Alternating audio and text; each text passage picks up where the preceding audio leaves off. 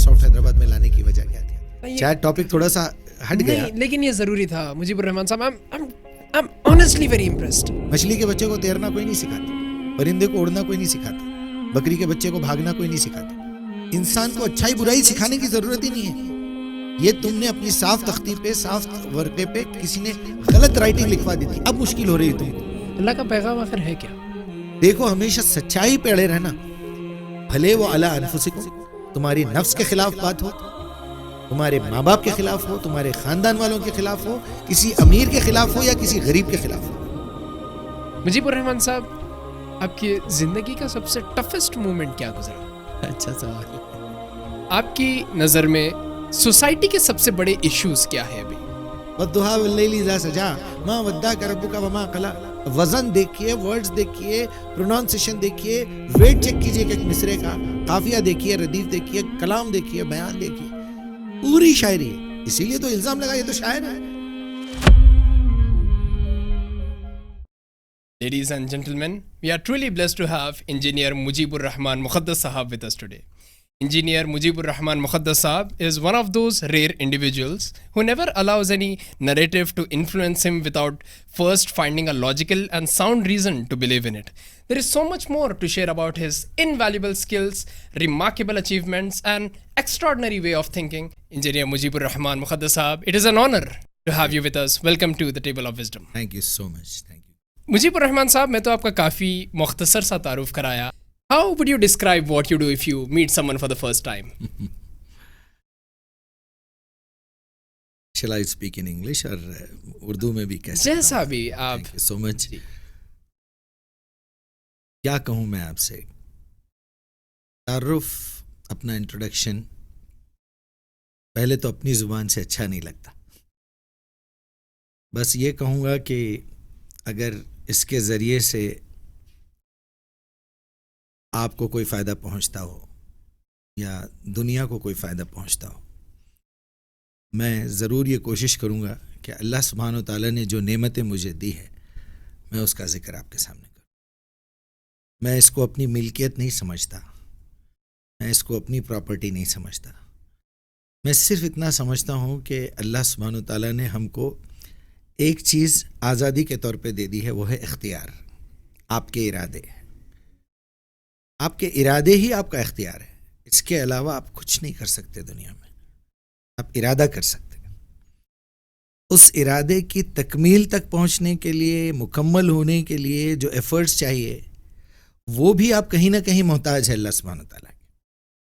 اس کو میں نے ڈیوائڈ کر کے سمجھایا ہے اپنے اسٹوڈنٹس کو کہ اس کے 3 حصے ہیں, 33%, 33%, 34%. میری طرف سے جو بھی میں ڈالتا ہوں وہ میرا 33% ہے.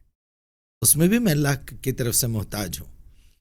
باقی یہ دنیا کو بھی اللہ سبحانہ تعالیٰ نے 33% پاورز دیے ہیں. انوائرمنٹ ہے, گریویٹی ہے, یہ موسم ہے. آپ نے مجھے بلایا, میں یہاں تک پہنچ گیا. وہ سپورٹ نہ ہوتا تو شاید میں یہاں نہیں پہنچ پاتا. اب یہ دنیا تک پہنچنا ہے, وہ باقی کا 34% جو اتھارٹی ہے وہ اللہ سبحانہ تعالیٰ کی طرف سے ہے. اس میں اپنا کیا تعارف کراؤں. میرا بچپن الحمدللہ, میری پیدائش ایک اچھے ہائیلی ایجوکیٹڈ گھر میں ہوئی. تعلیمی یافتہ گھر میں پیدا ہوا, ادبی ماحول ملا. میرے بڑے, میرے والد صاحب, میری والدہ, میری نانی, میرے نانا, میرے دادا, میرا ددیال پورا, میرے چچا بڑے بڑے شعراء گزرے ہیں. ایک چچا ابھی بھی باحیات ہیں الحمدللہ, یحییٰ جمیل. تو یہاں سے بہت ساری چیزیں مل گئی, بہت ساری چیزیں مل گئی. جیسے ہم بائی چانس مسلمانوں میں پیدا ہو گئے, لیکن بائی چوائس ہم نے اسلام قبول نہیں کیا.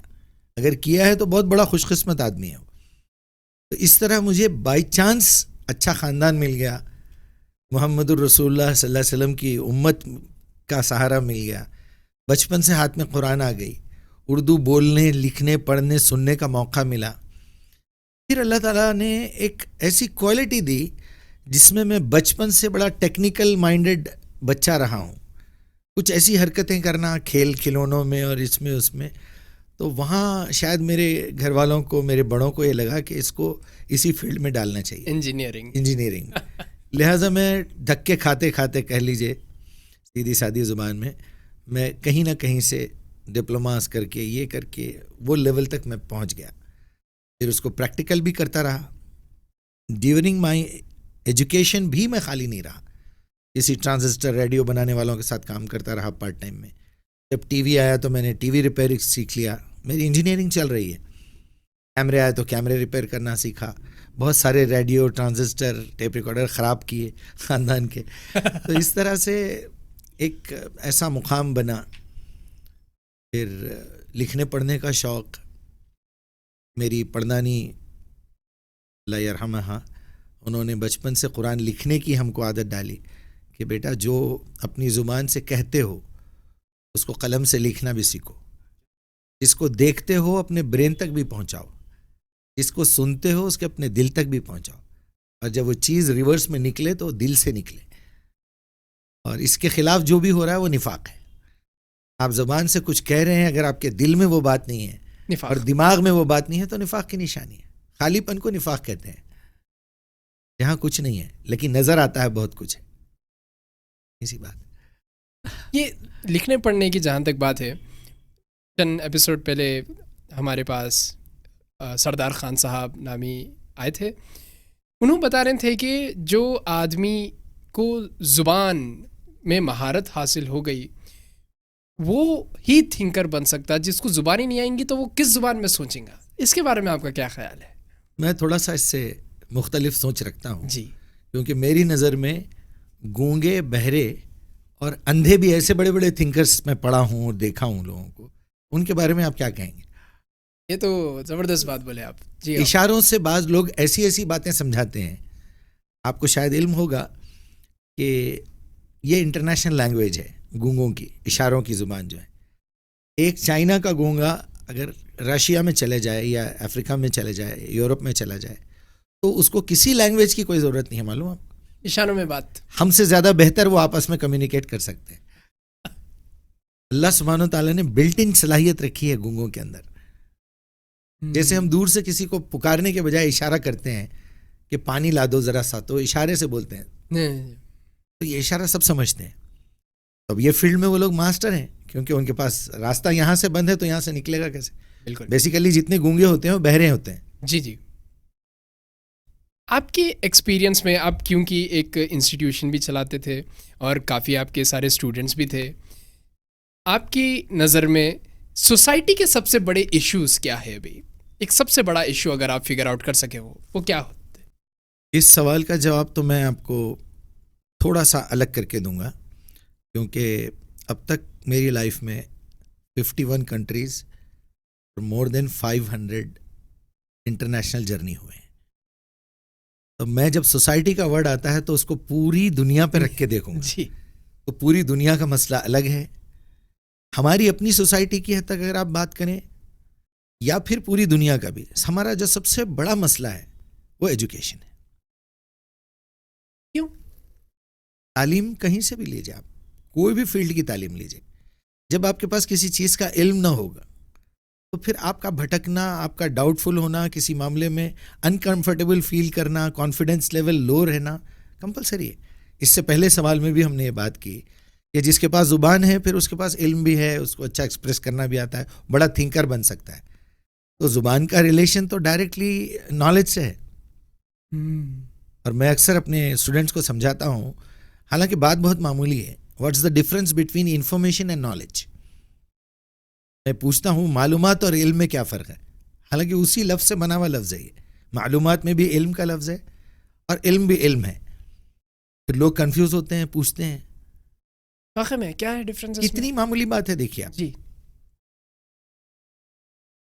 ایک ایریا ہے حیدرآباد کا, وہاں ایک گلی ہے, اس گلی میں ایک بہت بڑے لیڈر کو گولی ماری گئی. میں نام لینا مناسب نہیں سمجھوں گا.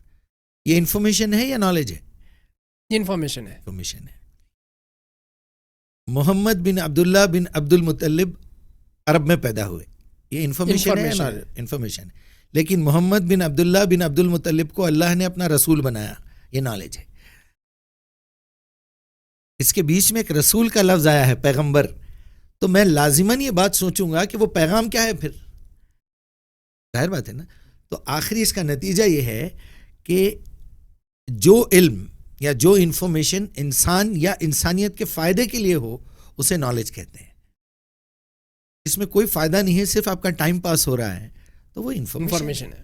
کانوں کی حد تک ہے اس کا معاملہ, وہ دماغ تک بھی اگر چلی جائے تو وہ نالج نہیں بن سکتی. معلومات ہونے سے کچھ نہیں ہوتا, علم ہونا چاہیے. اس سے آپ کو کیا فائدہ پہنچا اور آپ نے دنیا کو کیا فائدہ پہنچایا. علم کا فقدان ہے.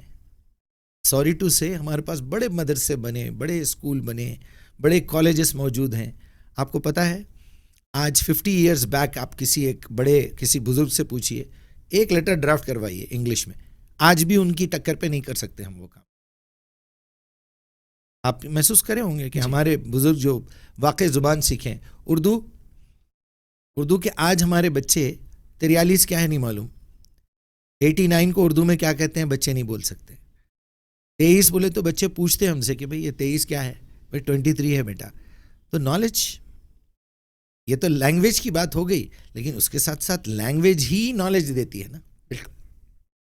میں نے اس کے بیس بھی بنائے تھے, بیسکس بھی بنائے تھے کہ اگر کوئی بھی نالج حاصل کرنا ہو آپ کو تو 5 اس کی بیسکس ہونے چاہیے, اور ہے بھی. نہ وہ 4 ہوئے کبھی, نہ 6 ہو سک رہے, کتنا فکس ہے. پہلا ہے اس میڈیا کو آپ کو ایکسیپٹ کرنا پڑے گا. اگر آپ ایسی نالج لے رہے ہیں جو صرف انگلش زبان میں ہے تو آپ کو انگلش زبان سیکھنی پڑے گی, A to Z یا الف سے یا تک. اگر آپ قرآن پڑھنا چاہتے ہیں تو آپ کو لازماً عربی سیکھنی پڑے گی, ورنہ آپ کسی نہ کسی کے بھروسے پہ رہیں گے, کسی نہ کسی کو فالو کریں گے, اس کو سب کچھ سمجھیں گے. انڈائریکٹلی آپ شرک کر رہے ہیں اللہ کے ساتھ, ہیرو ورشپ. پہلی چیز ہے وہ لینگویج جس کے ذریعے سے وہ نالج مل رہی ہے, بیسک ہے یہ. اس کے بعد آپ کو میتھمیٹکس سیکھنی ہے 0 سے 9 تک. اب اس کو آپ ملٹیپلائی, مائنس, پلس کچھ بھی کر لیجئے. وہ ایک ٹیچر آئے گی آپ کو سکھانے کے لیے پوری میتھمیٹکس, ایک ٹیچر آئے گا آپ کو صرف لینگویج سکھائے گا. تیسری چیز کیا ہونا چاہیے, یہ دنیا شروع ہو رہی ہے, دیکھیے آپ وہاں سے لیجئے, سنگولر پلورل. وہ مفرد اکیلا تھا, اس نے یہ سوچا کہ اب دنیا بناؤں میں تاکہ یہ کریشن میری مجھے پہچانے, مجھے مانے, ورنہ وہ اکیلا ہے تو پھر کس کام کا ہے. وہ سب کچھ ہے. تو آپ پہلے سنگولر اور پلورل سیکھیں. آپ کو معلوم ہے ایسے کئی ترجمے ہیں جس میں سنگولر اور پلورل کی غلطی ہے, لوگوں کو وہاں پتہ ہی نہیں چلا کہ لفظ مفرد ہے یا جمع ہے. آپ قرآن کی بات کر رہے ہیں, کہیں بھی آپ لے لیجیے. میں نے بہت جگہ بولتے ہوئے سنا ہے, میں نے لوگ اکثر یہ بولتے کہ ایک لفظ ہونا چاہیے نا. الفاظ تو پلورل ہے, جمع ہے. وہ آپ ایک لفظ بولنا چاہیے. یہ ہم عام طور پہ بھی استعمال کرتے ہیں, بلکہ کئی مرتبہ میری زبان پہ بھی کئی چڑھے ہوئے ہیں ایسے, تو وہ اس کو کنٹرول کرنا پڑتا ہے. پہلا آپ کی لینگویج, دوسرا میتھمیٹکس, تیسرا مفرد جمع, چوتھا میل فیمیل. آدم اور حوا کو بنایا اللہ تعالیٰ. اسی میں آپ اپوزٹ کو بھی لے لیجئے. روشنی کی اہمیت اسی وقت ہوتی ہے جب اندھیرا آپ دیکھ لیتے ہیں, سفید رنگ کی اہمیت اسی وقت ہوتی ہے جب کالا رنگ دیکھتے ہیں. اس طرح آپ دیکھ لیجئے میٹھے کی اہمیت, کھارے کی اہمیت وغیرہ وغیرہ. اور 5ویں چیز ہے period, past, present and future. یہ بیسک ہے کسی نالج کو سیکھنے کی, یہ سمجھتا ہوں میں. مجیب الرحمان صاحب, آپ بتا رہے تھے کہ آپ کے انسٹیٹیوشن کھولنے کے دوران اور علم حاصل کرنے کے دوران آپ کے زندگی میں کئی بار آپ کو کئی سارے مشکلوں کا بھی سامنا کرنا پڑا. اس کے بارے میں اگر آپ بتانا چاہیں تو کچھ. ظاہر بات ہے جب آپ کوئی کام کریں گے تو اس کی اپوزیشن ہونا ضروری ہے, خاص طور پہ جب وہ کام بالکل ایکوریٹ ہو, پیور ہو. یہ بہت عجیب نہیں ہے؟ ظاہر بات ہے نا, دیکھیے دنیا ساری کی ساری اچھی تو ہے نہیں جی. آپ میکزیمم میجورٹی یا بیلنسنگ کر کے دیکھیں تو آپ دنیا میں اچھائیاں کتنی ہیں, برائیاں کتنی ہیں, چاہے وہ دیکھنے میں ہو, سننے میں ہو, بولنے میں ہو, چکھنے میں ہو. اگر آپ میرے سے یہ سوال پوچھ رہے ہیں تو میرا اس کا نظریہ کچھ ایسا ہے کہ دنیا میں جتنا دنیا کو دیکھا ہوں, پرکھا ہوں, سمجھا ہوں, اچھائی زیادہ ہے.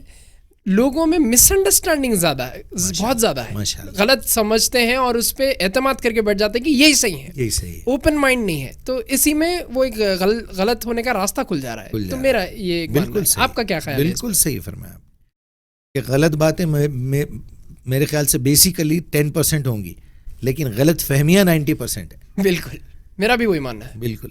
تو آپ جب بالکل پیور کام کرتے ہیں تو ان لوگوں کو تکلیف ہوتی ہے جو وہ پیورٹی کو یا تو خراب کر رہے ہیں یا ایک غلط بات کو صحیح سمجھ کے بیٹھے ہوئے ہیں, وہ آپ کے مخالف ہو جائیں گے. ظاہر سی بات ہے. اس کی چھوٹی سی مثال ہے, آپ کی انڈیا کی ٹریفک میں آپ گاڑی چلا رہے ہیں, آپ یو ایس چلے جائیے, آپ انگلینڈ چلے جائیے, وہاں جب آپ کو اپوزٹ ڈائریکشن میں جانے کا موقع ملے, آپ قطر چلے جائیے, گلف میں چلے جائیے, یہاں لیفٹ سے ٹریفک ہے, وہاں رائٹ سے ہے. اب اگر آپ یہ سوچیں کہ میں اس قانون کو وہاں لاگو کرنے کی کوشش کروں گا تو سارے اپوزٹ آئیں گے آپ کے. تو یہ دنیا کی ٹریفک کدھر جا رہی ہے؟ آپ چونکہ ایک اچھے ماحول میں پیدا ہوئے ہیں, آج اٹھتے بیٹھتے اچھے ماحول میں ہیں, اس لیے آپ کو لگتا ہے کہ دنیا میں اچھائی زیادہ ہے. اٹ ڈیپینڈس نا کہ آپ کی نظر کہاں تک جاتی ہے. جی, جب آپ اور زیادہ ڈیپلی اتریں گے یا پھر آپ کو یہ لگے گا کہ آج سے میں اب دنیا کی برائی مٹانے کے لیے اس فیلڈ پہ کام کروں گا. کنتم خیر امت اخرجت للناس تأمرون بالمعروف وتنہون عن المنکر. اس پہ جب آپ کام کرنا شروع کریں گے پھر آپ کو پتہ چلے گا کتنی برائی پھیلی ہوئی ہے, کتنی گندگی ہے, کیا کیا مسٹیکس ہوئی ہیں, کنہوں نے غلو میں غلطی کی ہے, کنہوں نے جان بوجھ کے غلطی کی ہے, کن لوگوں نے غداری کی ہے, کن لوگوں نے ماسٹر مائنڈ لوگوں کو یوز کر کے اچھائی بھلائی سچ کے خلاف کام کیا ہے. فیلڈ پہ اترنے کے بعد ہی آپ کو پتہ چلے گا. ہم گھر کی صفائی لے کے بیٹھتے ہیں نا, بظاہر تو لگتا ہے چلو بھائی تھوڑا بہت, جب سارا سامان خالی ہوتا ہے گھر کا تو پتہ چلتا ہے کتنا سامان تخت کے نیچے سے نکلا, کتنا صوفے کے نیچے سے نکلا. بہت عمدہ مثال ہے. مجھے ایک بہت بڑے اسکالر کی بات یاد آ رہی ہے کہ ہماری امت میں اختلاف کے آداب سکھانے کی سخت ضرورت ہے. بہت خوب, بہت عمدہ. مخالفت کرنا تو بہت آسان ہے, اتفاق کرنا بھی آسان ہے, لیکن مخالفت کے آداب سیکھنا مشکل ہے کہ آپ سبجیکٹ کو سبجیکٹ کی حد تک رکھ کے مخالفت کیجئے. یہ انسانی فطرت میں شامل ہے, عادتوں میں شامل ہے کہ اگر آپ کی کوئی ایک بات مجھے اچھی لگتی ہے تو میں آپ کی 99 برائیوں کو اگنور کرنے تیار ہو جاتا ہوں, اور اگر آپ کی ایک برائی میرے سامنے آئی تو آپ کے 99 اچھائیوں پہ میں پردہ ڈال دینے کی کوشش کرتا ہوں. اٹ ڈیپینڈس کہ وہ ایک اچھائی یا ایک برائی کا پریزنٹیشن کیسا ملا آپ کو. کس نے آ کے آپ کے سامنے کہا کہ مجیب الرحمان مقدس ایک اچھا مقرر ہے یا برا آدمی ہے, دونوں میں سے کوئی بھی ایک, تو وہ جو پریزنٹیشن تھا, آپ نے پہلی مرتبہ جو تعارف میرا لیا ہے, کہتے ہیں نا کہ first impression is the best impression, میں یہ کہتا ہوں کہ first impression is the worst impression. آپ پہلی نظر میں کسی کو پہچان ہی نہیں سکتے بھائی. تو الحمدللہ کوئی ایسی آج تک مجھے جسمانی تکلیف تو نہیں ہوئی, تھوڑا سا مینٹل ٹارچر, فائنینشیل پرابلمس یہ آئے, کچھ لوگوں نے گالیاں لکھی کامنٹس میں. میں آپ سب سے التجا کروں گا کہ آپ اختلاف کے آداب سیکھیے, آپ مجھے بتائیے کہ یہاں آپ نے یہ غلطی کی ہے. اور ایک فارمولا ہے, ایک حقیقت ہے, جب بھی میں کسی پہ کوئی اعتراض کرتا ہوں, کرٹیسائز کرتا ہوں, تو اس کے 2 بنیادی اصول ہیں, یہ سمجھنا چاہیے ہم کو. اگر میں آپ سے کہوں کہ یہ لباس آپ نے کیوں پہنا ہے, تو آپ کا سوال یہ ہونا چاہیے کہ آپ کو اس لباس سے کیا اعتراض ہے, پہلے وہ تو بتائیے. یہ پہلا اصول ہے. تو میری یہ ذمہ داری ہے کہ میں آپ کو سمجھاؤں کہ اس لباس میں یہ خرابی ہے, مجھے اچھا نہیں لگتا, یہ کوئی دلیل نہیں ہے. اس کے نقصانات کیا ہیں یہ بتانا چاہیے. دوسری شرط, پھر آپ کو دوسرا سوال یہ کرنا چاہیے کہ اس کا سبسٹیوٹ دیجئے, آپ حل بتائیے. پھر الٹرنیٹیو ضروری ہے بھائی. آپ اعتراض کریں اور چلتے بنے یہاں سے, آپ کو سمجھانے کے لیے تیار نہیں ہے. تو میں اکثر لوگوں کو یہ سمجھاتا ہوں کہ آپ کا کوئی بھی اعتراض ہو, پہلے یہ 2 بنیادی اصولوں پہ آئیے. پھر جب آپ اعتراض کرنے پہ آتے ہیں تو ایک فارمولا بنائیے کہ دنیا میں, پوری دنیا میں جب سے دنیا بنی ہے, بات چیت کتنی کیٹیگریز کی ہو رہی ہے, کتنے طریقے سے بات ہو رہی ہے, کیا اس کی کیٹیگریز بنائیں گے آپ؟ کبھی سوچا آپ نے کہ دنیا میں پوری بات چیت کتنے قسم کی ہو رہی ہے؟ صرف 4. कैसा फॉर्मूला है? Interesting. कोई किसी से सवाल कर रहा है, पूरी दुनिया की कन्वर्सेशन को रिकॉर्ड करके सिस्टम में डालिए, सारे सवालात एक जगह आ जाएंगे. इसको जरा समझाइए ना भाई आप दुनिया में जितने लोग भी बात कर रहे हैं, जी अभी हम दोनों की बात हो रही है, आप एक सवाल कर रहे हैं, दूसरी कैटेगरी जवाब देने की है, जी बात खत्म, 50% बातचीत खत्म हो गई. बिल्कुल. तीसरी कैटेगरी क्या है? दो लोग किसी एक सब्जेक्ट पे बहस कर रहे हैं. आर्ग्यूमेंट बोलिए, तहकीक बोलिए. अरबी जुबान में बहस का मतलब ही तलाश करना है. अच्छा, तलाश करना है, अपनी जुबान में कुछ बदल गया हो.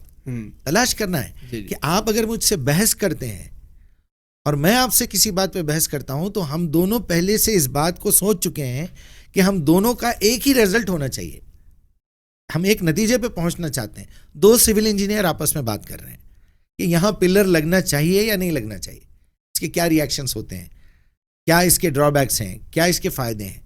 दोनों एक नतीजे पे पहुंच जाएंगे. अब एक एरोनॉटिकल इंजीनियर है, एक सिविल इंजीनियर, पिलर कहाँ लगने की बात हो रही है, तो वो एरोनॉटिकल इंजीनियर बेसिकली जाहिल है, वो गलत सब्जेक्ट पे बात कर रहा है, ये उसका काम ही नहीं है.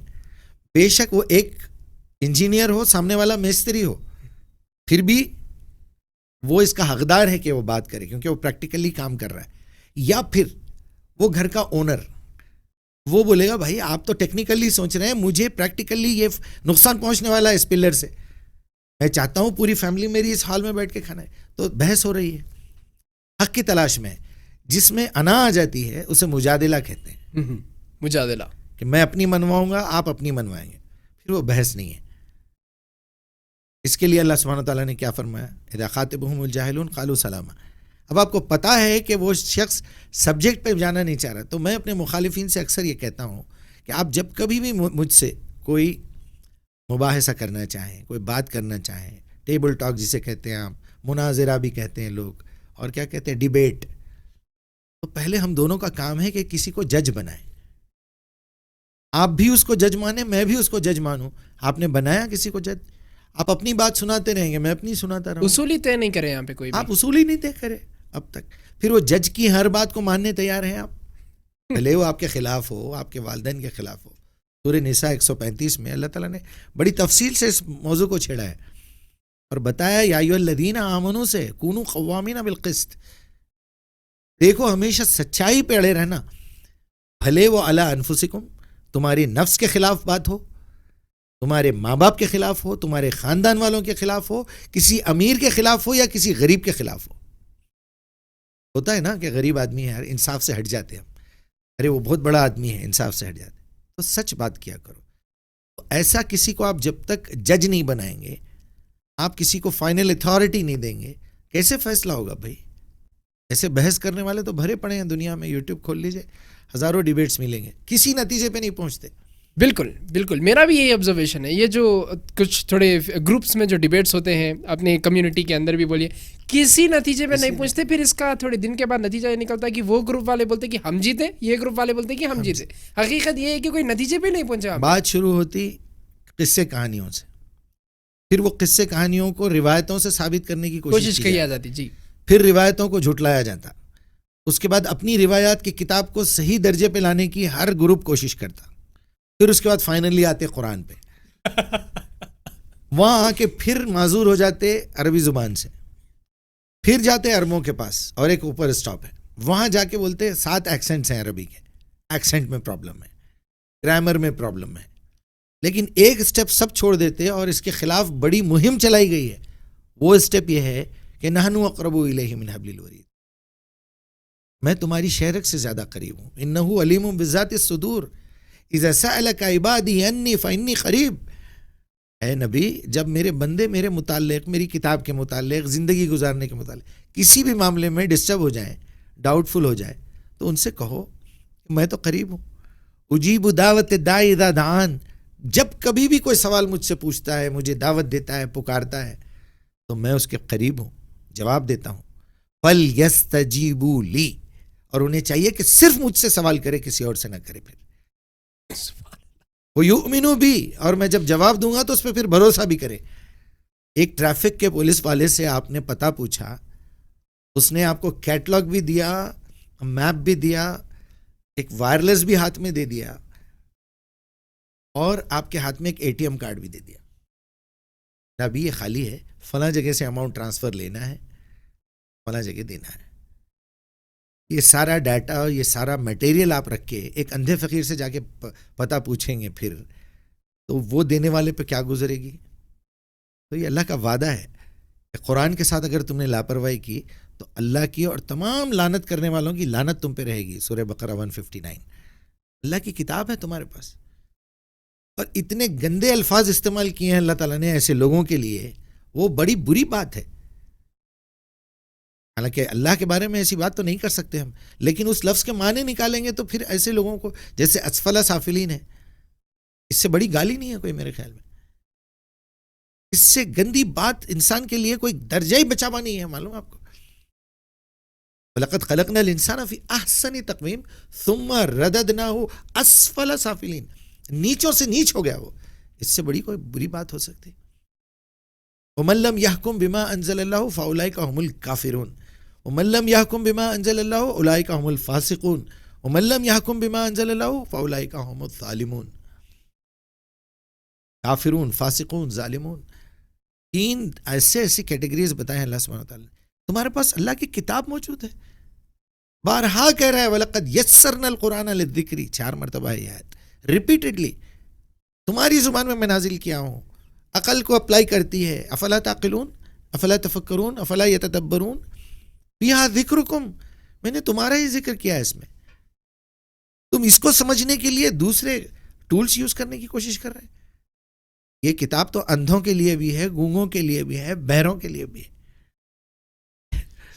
شاید ٹاپک تھوڑا سا ہٹ گیا، لیکن یہ ضروری تھا. مجیب الرحمان صاحب، I'm honestly very impressed. I'm honestly very impressed on آپ کی جو انڈرسٹینڈنگ ہے قرآن پہ، آپ کی جو ہولڈ ہے، آپ ریفرنسز ایسا دے رہے ہیں جیسے کہ آپ کے سامنے قرآن کھلا پڑا ہوا ہے.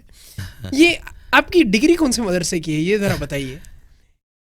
مدرسے تو آپ اس کے بدلے میں یہ کہیے کہ مدرسوں کی تاریخ کتنی ہے، ہسٹری کیا ہے مدرسوں کی. جو پہلی مرتبہ کسی نے انجینئرنگ کالج بنایا تھا، کسی نے مدرسہ کھولا تھا، تو کوئی نہ کوئی سیلیبس تیار کیا تھا نا. اگر آپ اس سے سوال کریں کہ آپ کہاں سے فارغ ہیں، تو وہ تو کوئی جواب نہیں دے سکے گا. تو اس کا مطلب وہ جاہل کی لکھی ہوئی کتابوں پہ آپ تعلیمی یافتہ بن رہے ہیں، آپ ڈگری لے رہے ہیں. وہ تو اللہ کے فضل و کرم سے اللہ نے علم کی کوئی تحدید نہیں رکھی ہے.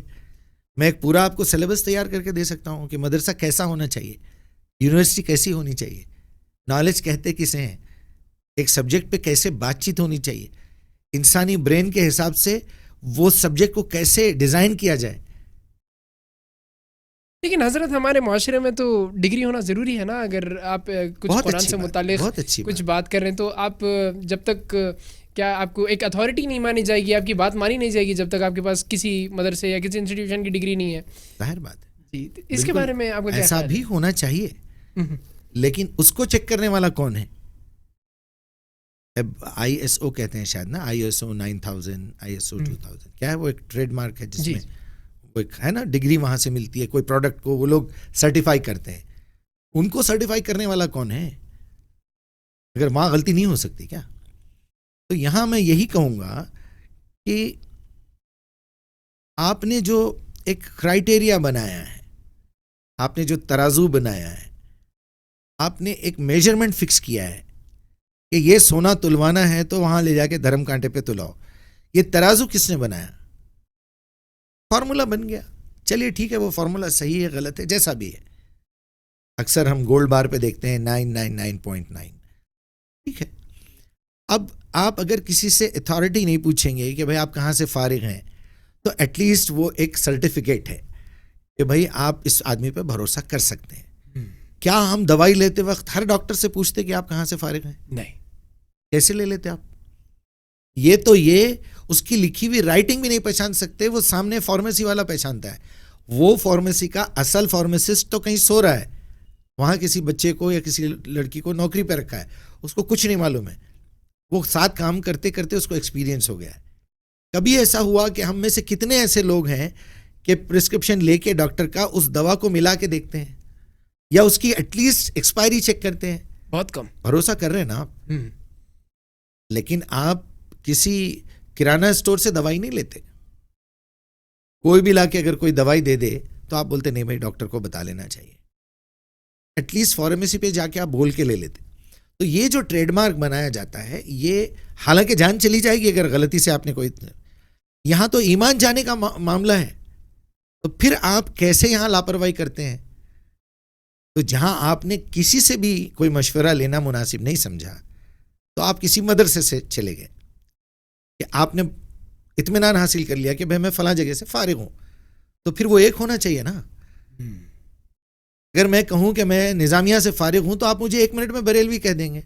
اگر میں دیوبند سے فارغ ہوں تو آپ 1 سیکنڈ میں بولیں گے یہ تو تبلیغی ہے.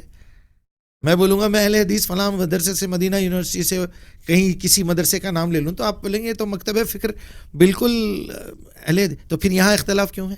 اس کا فیصلہ کون کرے؟ یہ تو ایک رہنا چاہیے تھا. آپ تو ایک ہو جائیے نا. پھر آپ نے جب فارمولا بنایا تو پھر وہ فارمولے کا اختلاف کرنے والے کون ہیں؟ آپ سب ایک جگہ کیوں نہیں ہوتے؟ کیوں ڈسٹرب کر رہے ہو؟ میں تو یہی پوچھتا ہوں.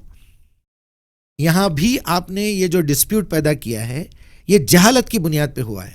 اگر آپ قرآن کو جج بناتے, قرآن کے نازل کرنے والے کو جج بناتے, آپ اپنا تعلق اللہ کے ساتھ جوڑ کے رکھتے, ساری دنیا اگر اہدنا صراط المستقیم میں یہ آیت کا مطلب پوچھتی تو کسی بخاری مسلم کی کسی کی ضرورت نہیں پڑتی. سب کو اللہ ایک ہی راہ دکھاتا. امام مسلم لکھتے ہیں کہ میرے استاد محترم امام بخاری, پھر آپ نے الگ روایات الگ کنٹینٹ تک چینج کر دیا آپ نے. کیوں؟ سوری میں پتہ نہیں یہ باتیں مناسب ہے یا نہیں ہے. نہیں, بالکل لوگ ایک ٹیگ لگا دیتے ہیں, لیکن آج جو بخاری کے نام پہ ہمارے پاس یہ چیز ہے, اس کی کیا گارنٹی ہے کہ امام بخاری نے لکھا تھا؟ محمد بن اسماعیل بن عبداللہ جو بھی ان کا نام ہے, گارنٹی نہیں ہے, کوئی گارنٹی نہیں ہے. اس طرح لوگ کہتے ہیں قرآن کی بھی کوئی گارنٹی نہیں ہے. میں نے کہا بہت اچھی بات ہے, اللہ بھی یہی کہہ رہا ہے, الذین اذا ذکروا بآیات ربہم لم یخروا علیہا صما وعمیانا. میرے بندے تو وہ ہیں جب کبھی بھی میری آیات ان کو سنائی جاتی ہیں تو اندھے بہرے گونگے بن کے یقین نہیں کرتے, تحقیق کر کے یقین کرتے ہیں. کیا بات ہے. اللہ بھی ایسے لوگوں کو پسند نہیں کرتا. اپنے نبی سے مخاطب ہو کے کہہ رہا ہے کتاب انزلناہ الیک المبارک, اے محمد یہ مبارک کتاب میں نے آپ پہ نازل کی ہے. آپ کو پتا ہے مبارک کا مطلب کیا ہے؟ یہ جس دن نازل ہو رہی تھی اس دن سے لے کے قیامت تک برکت دیتی رہے گی. ہر خطے کا, ہر عمر کا, ہر ایریا کا, ہر دور کا آدمی اس سے فائدہ اٹھائے گا. 5 سال کے بچے سے لے کے 50 سال کے آدمی تک, اگر اس کی عمر 500 سال ہو جائے, 5000 سال بھی ہو جائے, تو یہ کتاب اس کو اپڈیٹڈ ورژن میں ملے گی. آپ کے برین کے حساب سے وہ ورژن اپڈیٹ ہوتا ہے آٹومیٹیکلی. یہ کتاب آٹومیٹک اپڈیٹنگ سسٹم پہ لگی ہوئی ہے. آج 35-40 سال سے میں قرآن لکھ رہا ہوں, پڑھ رہا ہوں, دعوت دے رہا ہوں. آج بھی مجھے ایسا لگتا ہے کہ یہ آیت میں نے کبھی پڑھی نہیں ہے. اس کے دروازے نہیں کھلے تھے ہم پہ, کھلے تھے تو ایک لمیٹڈ ایریا تک کھلے تھے. ڈیپلی اللہ سبحانہ تعالیٰ اسی کو لے جاتا ہے جب اس کی ضرورت ہوتی ہے, اس کے اندر وہ چیز سیکھنے کی سچی طلب ہوتی ہے. آپ میرے کو قرآن کی اوتھینٹک ہونے پہ ایک بات یہ بتائی کہ اللہ بھی ایسے لوگوں کو پسند نہیں کرتا جو تحقیق, کوئی جب بات ان کے پاس آ جائے تو تحقیق نہ کرے. اب آپ میرے کو بتائیے کہ آپ کی کیا تحقیق رہی قرآن کو ایک اوتھینٹک سورس ہے یہ بتانے کے لیے, آپ کی کیا تحقیق رہی, اور میرے کو آپ کیسا پروف کر سکتے ہیں کہ یہ کتاب جو ہے خدا کی زبان ہے؟ کیسا پروف کریں گے آپ میرے کو؟ بے شک. پہلے تو میں معذرت خواہ ہوں, اس آیت کو میں انکمپلیٹ چھوڑ دیا کہ آپ نے اللہ سبحانہ تعالیٰ نے آپ صلی اللہ علیہ وسلم سے مخاطب ہو کے فرمایا کہ کتاب انزلناہ الیک المبارک, جہاں کاف آ جائے وہاں ڈائریکٹ نبی صلی اللہ علیہ وسلم سے بات ہو رہی, انا اعطیناک الکوثر یسألونک عن المحیض, ایسے.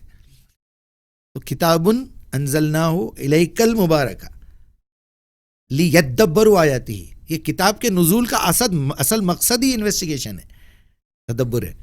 ولیتذکر لأولی الالباب, اور یہ نصیحت صرف عقل والوں کو دیتی ہے. اب اس کتاب کا تعارف جو ہے وہاں لامت تعلیل بھی ہے, لامت تاکید بھی ہے. یہ ریزن بتایا گیا ہے, یا ایھا الذین آمنوا کتب علیکم الصیام کما کتب علی الذین من قبلکم لعلکم تتقون, اس لیے کہ شاید تمہارے اندر تقویٰ آ جائے. تو لیدبروا آیاتہ ہے تاکہ لوگ اس کے اندر غور و فکر کریں. جب آپ غور و فکر نہیں کرتے تو پھر وہ ٹیسٹ, وہ بات, اور پھر غور و فکر کے ساتھ ساتھ ایک پریکٹیکل کتاب ہے. اس کو دعوت کی فیلڈ میں دعوت دیتے ہوئے پڑھنا چاہیے. جس ٹریفک ڈپارٹمنٹ کے آفیسر سے آپ نے وہ کیٹلاگ لیا تھا, جو بک لی تھی ڈیٹیلز کی, پورے حیدرآباد کی ڈیٹیلز لے لی تھی, وائرلیس بھی لے لیا تھا آپ نے, وہ ATM کارڈ بھی لے لیا تھا, آپ گھر میں جا کے بیٹھ کے پڑھ رہے ہیں, تو آپ کا ارادہ اس منزل تک پہنچنے کا نہیں ہے. تو آپ کو وہ ATM مشین کہاں ملے گی, وہ ریسٹورینٹس کہاں ملیں گے, وہ انٹرٹینمنٹ کے پلیسز کہاں ملیں گے, ایک منزل تک جانا ہے آپ کو. وہ رکاوٹیں کہاں آئیں گی, جن چیزوں سے بچنا ہے وہ کہاں آئیں گے. آپ تو گھر میں بیٹھے بیٹھے پڑھ رہے ہیں, فیلڈ پہ اترنا پڑتا یا بغیر سمجھے کہ لوگوں کو پڑھائے جا رہے ہیں, سنائے جا رہے ہیں. تو یہ فیلڈ ورک کی کتاب ہے, پریکٹیکل کتاب ہے. آپ اس کا غلط استعمال کر رہے ہیں. ایک لمٹ تک تو معاف کرے گا اللہ, اس کے بعد تو پھر. تو آپ کو کیسا معلوم کہ یہ کتاب خدا کی طرف سے ہے؟ تو ظاہر بات ہے جب آدمی اس کو لیتا ہے, پڑھتا ہے, تو پہلی مرتبہ تو گزر جاتا ہے ایسے ہی, جو بچپن میں ہم گزر گئے اس پہ سے. میرے ساتھ بھی وہی ہوا. سب کے ساتھ وہی ہوتا ہے. بڑوں نے بتا دیا بھائی اللہ کی کتاب ہے. اگر ہم کسی کرسچن فیملی میں پیدا ہوتے تو ہولی بک بائبل ہوتی, یہودی ہوتے تورات اور زبور ہوتی. اب ہم کو پتہ چل گیا, جیسے ہمارے ہندو بھائیوں کے پاس گیتا ہے. لیکن یہ بتائیے اس کے اندر سیریس کون کون ہے, کون لے رہا ہے اس کو سیریس؟ سیریسلی میرے رب کی کتاب ہے. جب سیریس لے گا تو سب سے پہلا سوال یہ آئے گا, یہ کیا ضروری ہے کہ یہ رب کی کتاب ہے؟ میرا سوال وہی ہے. ایگزیکٹلی. اگر وہ یہ بندہ نہیں سوچ رہا تو اس کا مطلب وہ اندھا بن کے کسی کو فالو کر رہا ہے. اگر بندہ آنکھ کھول کے چلے, ذہن کھولے, دل کھولے, تو آٹومیٹیکلی یہ سوال اس کے سامنے آئے گا. کل کو اگر یہ کوئی مجھ سے سوال کر لے کہ آپ کو یہ کیسے ثابت کریں گے آپ کہ یہ اللہ کی کتاب ہے, تو آپ کے پاس کیا پروف ہے؟ آپ اس آیت کے پس منظر میں اپنے آپ کو وہاں کیسے فٹ کریں گے کہ میں ایک مومن بندہ ہوں اللہ کا؟ تب آپ تحقیق کرنا شروع کریں گے. تحقیق کرنے کے طریقے کیا ہیں؟ پہلا اسٹیپ, آپ وہ لینگویج سیکھیں گے جس لینگویج میں وہ کتاب آئی ہے. پھر اس لینگویج کو چیک کرنے کا موقع آ جائے گا آپ کے پاس. بیسیکلی اللہ تعالیٰ نے جو کہا ہے انا نحن نزلنا الذکر و انا لہ لحافظون, یہ تو کتاب کے بارے میں آپ کو جسٹ ایک چھوٹی سی انفارمیشن دے دی ہے. اللہ سبحانہ و تعالیٰ نے تو عربی زبان کو محفوظ کر دیا ہے, اور جس زبان میں کتاب نازل ہوئی ہے وہ زبان محفوظ ہے. دنیا میں کوئی ایسی لینگویج نہیں ہے. معلوم آپ کو اب تک جو گوگل میں ورڈز کاؤنٹ ہوئے ہیں 1,23,02,912 لفظ ہیں عربی زبان کی, اور جو دنیا کی سب سے بڑی زبان مانی جاتی ہے انگلش 6 لاکھ لفظ ہیں. اس میں 1,23,02,912 چیک کر لیجیے اپنے گوگل. 6 لاکھ انگلش کے, رشین کے کچھ 1.5 لاکھ, 1,50,000 ہے, فرینچ کے 1,30,000. آپ کو پتا ہے اردو زبان کے کتنے ہیں؟ 28,000. آپ 28,000 الفاظ کی زبان میں 1,23,02,912 والی لینگویج کو کنورٹ کرنے کی کوشش کر رہے ہیں, اس کو نیچے لانے کی کوشش کر رہے ہیں. آپ اوپر چڑھنا نہیں چاہتے. آج تک دین کا مطلب نہیں سمجھا سکے کوئی, دعا کا مطلب نہیں سمجھا سکے کوئی, صلاۃ کا مطلب نہیں سمجھا سکے کوئی, عبادت کا مطلب نہیں سمجھا سکے کوئی, ذکر کا مطلب نہیں سمجھا سکے کوئی. کلی بہت بڑے لوگوں کو میں تباہ کروں گا, میں کوئی بڑی چیز نہیں ہوں. بس اللہ سبحانہ تعالیٰ نے ایک ایسا موقع فراہم کیا کہ میں عربوں میں رہا, عربوں میں اٹھا بیٹھا, پھر عربی اسکول سے ڈپلوما کیا 4 سال کا, کہ نہیں یہ زبان کو ایسے سیکھنا نہیں ہے. ماحول سے تو سیکھ رہے ہیں ہم, کو لٹرلی سیکھنا چاہیے, لکھنا چاہیے. اسی دوران قرآن لکھنے کا موقع ملا, کاپی کرنے کا ورڈ ٹو ورڈ. اس سے بڑا فائدہ پہنچا. اور وہ اسٹیپ جو میں یہ سمجھتا ہوں, ہمارے استاد محترم کا بھی یہی کہنا ہے کہ انہوں نے منع کیا, اس لیے نام نہیں لے رہا ہوں میں, کہ تھوڑا بہت جو بھی علم ان سے ملا, ظاہر بات ہے اس لیول میں, اس سیکشن میں تو میں استاد مانوں گا ہی نا. جی جی. تو انہوں نے کہا کہ یہ ایک اسٹیپ جو تم نے سمجھایا ہے دنیا کو, کہ تم 17 مرتبہ اللہ کے سامنے جا رہے ہو, تو یہ سوال, یہ مسئلہ تمہارا اس کے سامنے کیوں نہیں رکھتے؟ یہ تو آج تک کسی نے نہیں بتایا بھائی, کہ آپ کو 5 مرتبہ بلایا جا رہا ہے اور سورہ فاتحہ کو کمپلسری کر دیا گیا ہے, پڑھنا یا غور سے سننا. اس میں بھی اختلاف ہے لوگوں کا, لیکن اگر کوئی جہری نماز ہے تو غور سے سنیے. اذا قرئت القرآن فاستمعوا له وانصتوا لعلکم ترحمون. اتنا غصے میں اللہ سبحانہ تعالیٰ لاسٹ کا اینڈنگ ورڈ جو رہتا وہ پورے جذبے کو ظاہر کرتا. مولا ہو سکتا ہے تم پہ رحم کروں, میں میرے سے بات کر رہے ہیں, میری بات چل رہی ہے, تمہارا کنسنٹریشن کہیں اور ہے. ہم کو انی وجہ تو سکھایا گیا کہ میں نے پوری توجہ تیرے چہرے کی طرف کر لی ہے. وجیہا للذی فطر السماوات والارض, اس ذات کی طرف جس نے آسمان اور زمین کو بنایا, پیدا کیا. وہ حنیفہ, پورے کنسنٹریشن کے ساتھ کھڑا ہوا ہوں. وما انا من المشرکین, ایک لمحے کے لیے نماز سے اگر میرا ذہن ہٹا تو میں مشرک ہوں. یہ شرک ہے. کس کے سامنے کھڑا ہوا ہوں؟ آپ کا ذہن اب اس وقت میری طرف کیوں ہے؟ کیونکہ ہم وہ زبان میں بات کر رہے ہیں جو دونوں سمجھ رہے ہیں. جب آپ سیریس نہیں ہیں دین الصراط المستقیم میں, ایاک نعبد و ایاک نستعین میں, تو اللہ سیریس کیوں لے گا بھائی؟ ایسے بولنے والے بہت ہیں میرے. I'm not serious because you are not serious. Two way communication ہے وہ. بہت عمدہ بات بتایا آپ, بہت عمدہ بات سکھایا آپ میرے کو. قرآن آپ کو کیا سکھایا مجیب الرحمان صاحب؟ اچھا ہے, پہلے کا سوال بھی تھوڑا سا جی چل رہا ہے. جی بالکل. میں مین وائل اچھا ہے, سوالات آتے رہے. قرآن سب سے پہلے یہ سکھایا کہ کسی پہ بھروسہ مت کرو. ذالک الکتاب لا ریب فیہ, یہی وہ کتاب ہے جس میں شک نہیں ہے. یہاں ذالکہ کا لفظ ہے, ھذا کتاب لا ریب فیہ ہونا چاہیے تھا وہاں. ھذا یہ ذالکہ وہ, آپ کے ہاتھ میں قرآن ہے اور آپ بول رہے ہیں وہ کتاب میں شک کی گنجائش نہیں ہے. کس کتاب کی بات ہو رہی ہو؟ پھر کچھ کس کتاب کی بات ہو رہی ہے؟ آپ پڑھ رہے ہیں, آپ کے ہاتھ میں قرآن ہے, وہاں ذالکہ کیوں آنا چاہیے بتائیے؟ ھذا آنا چاہیے, ھذا آنا چاہیے. تو اب یہ جو ہے قریش کی لینگویج ہے, یہ عربک لینگویج ہے. یہاں آپ کو اصول پہ جانا پڑے گا, ترجمے پہ نہیں جا سکتے آپ. اچھا, زبان کے اصول پہ جانا پڑے گا.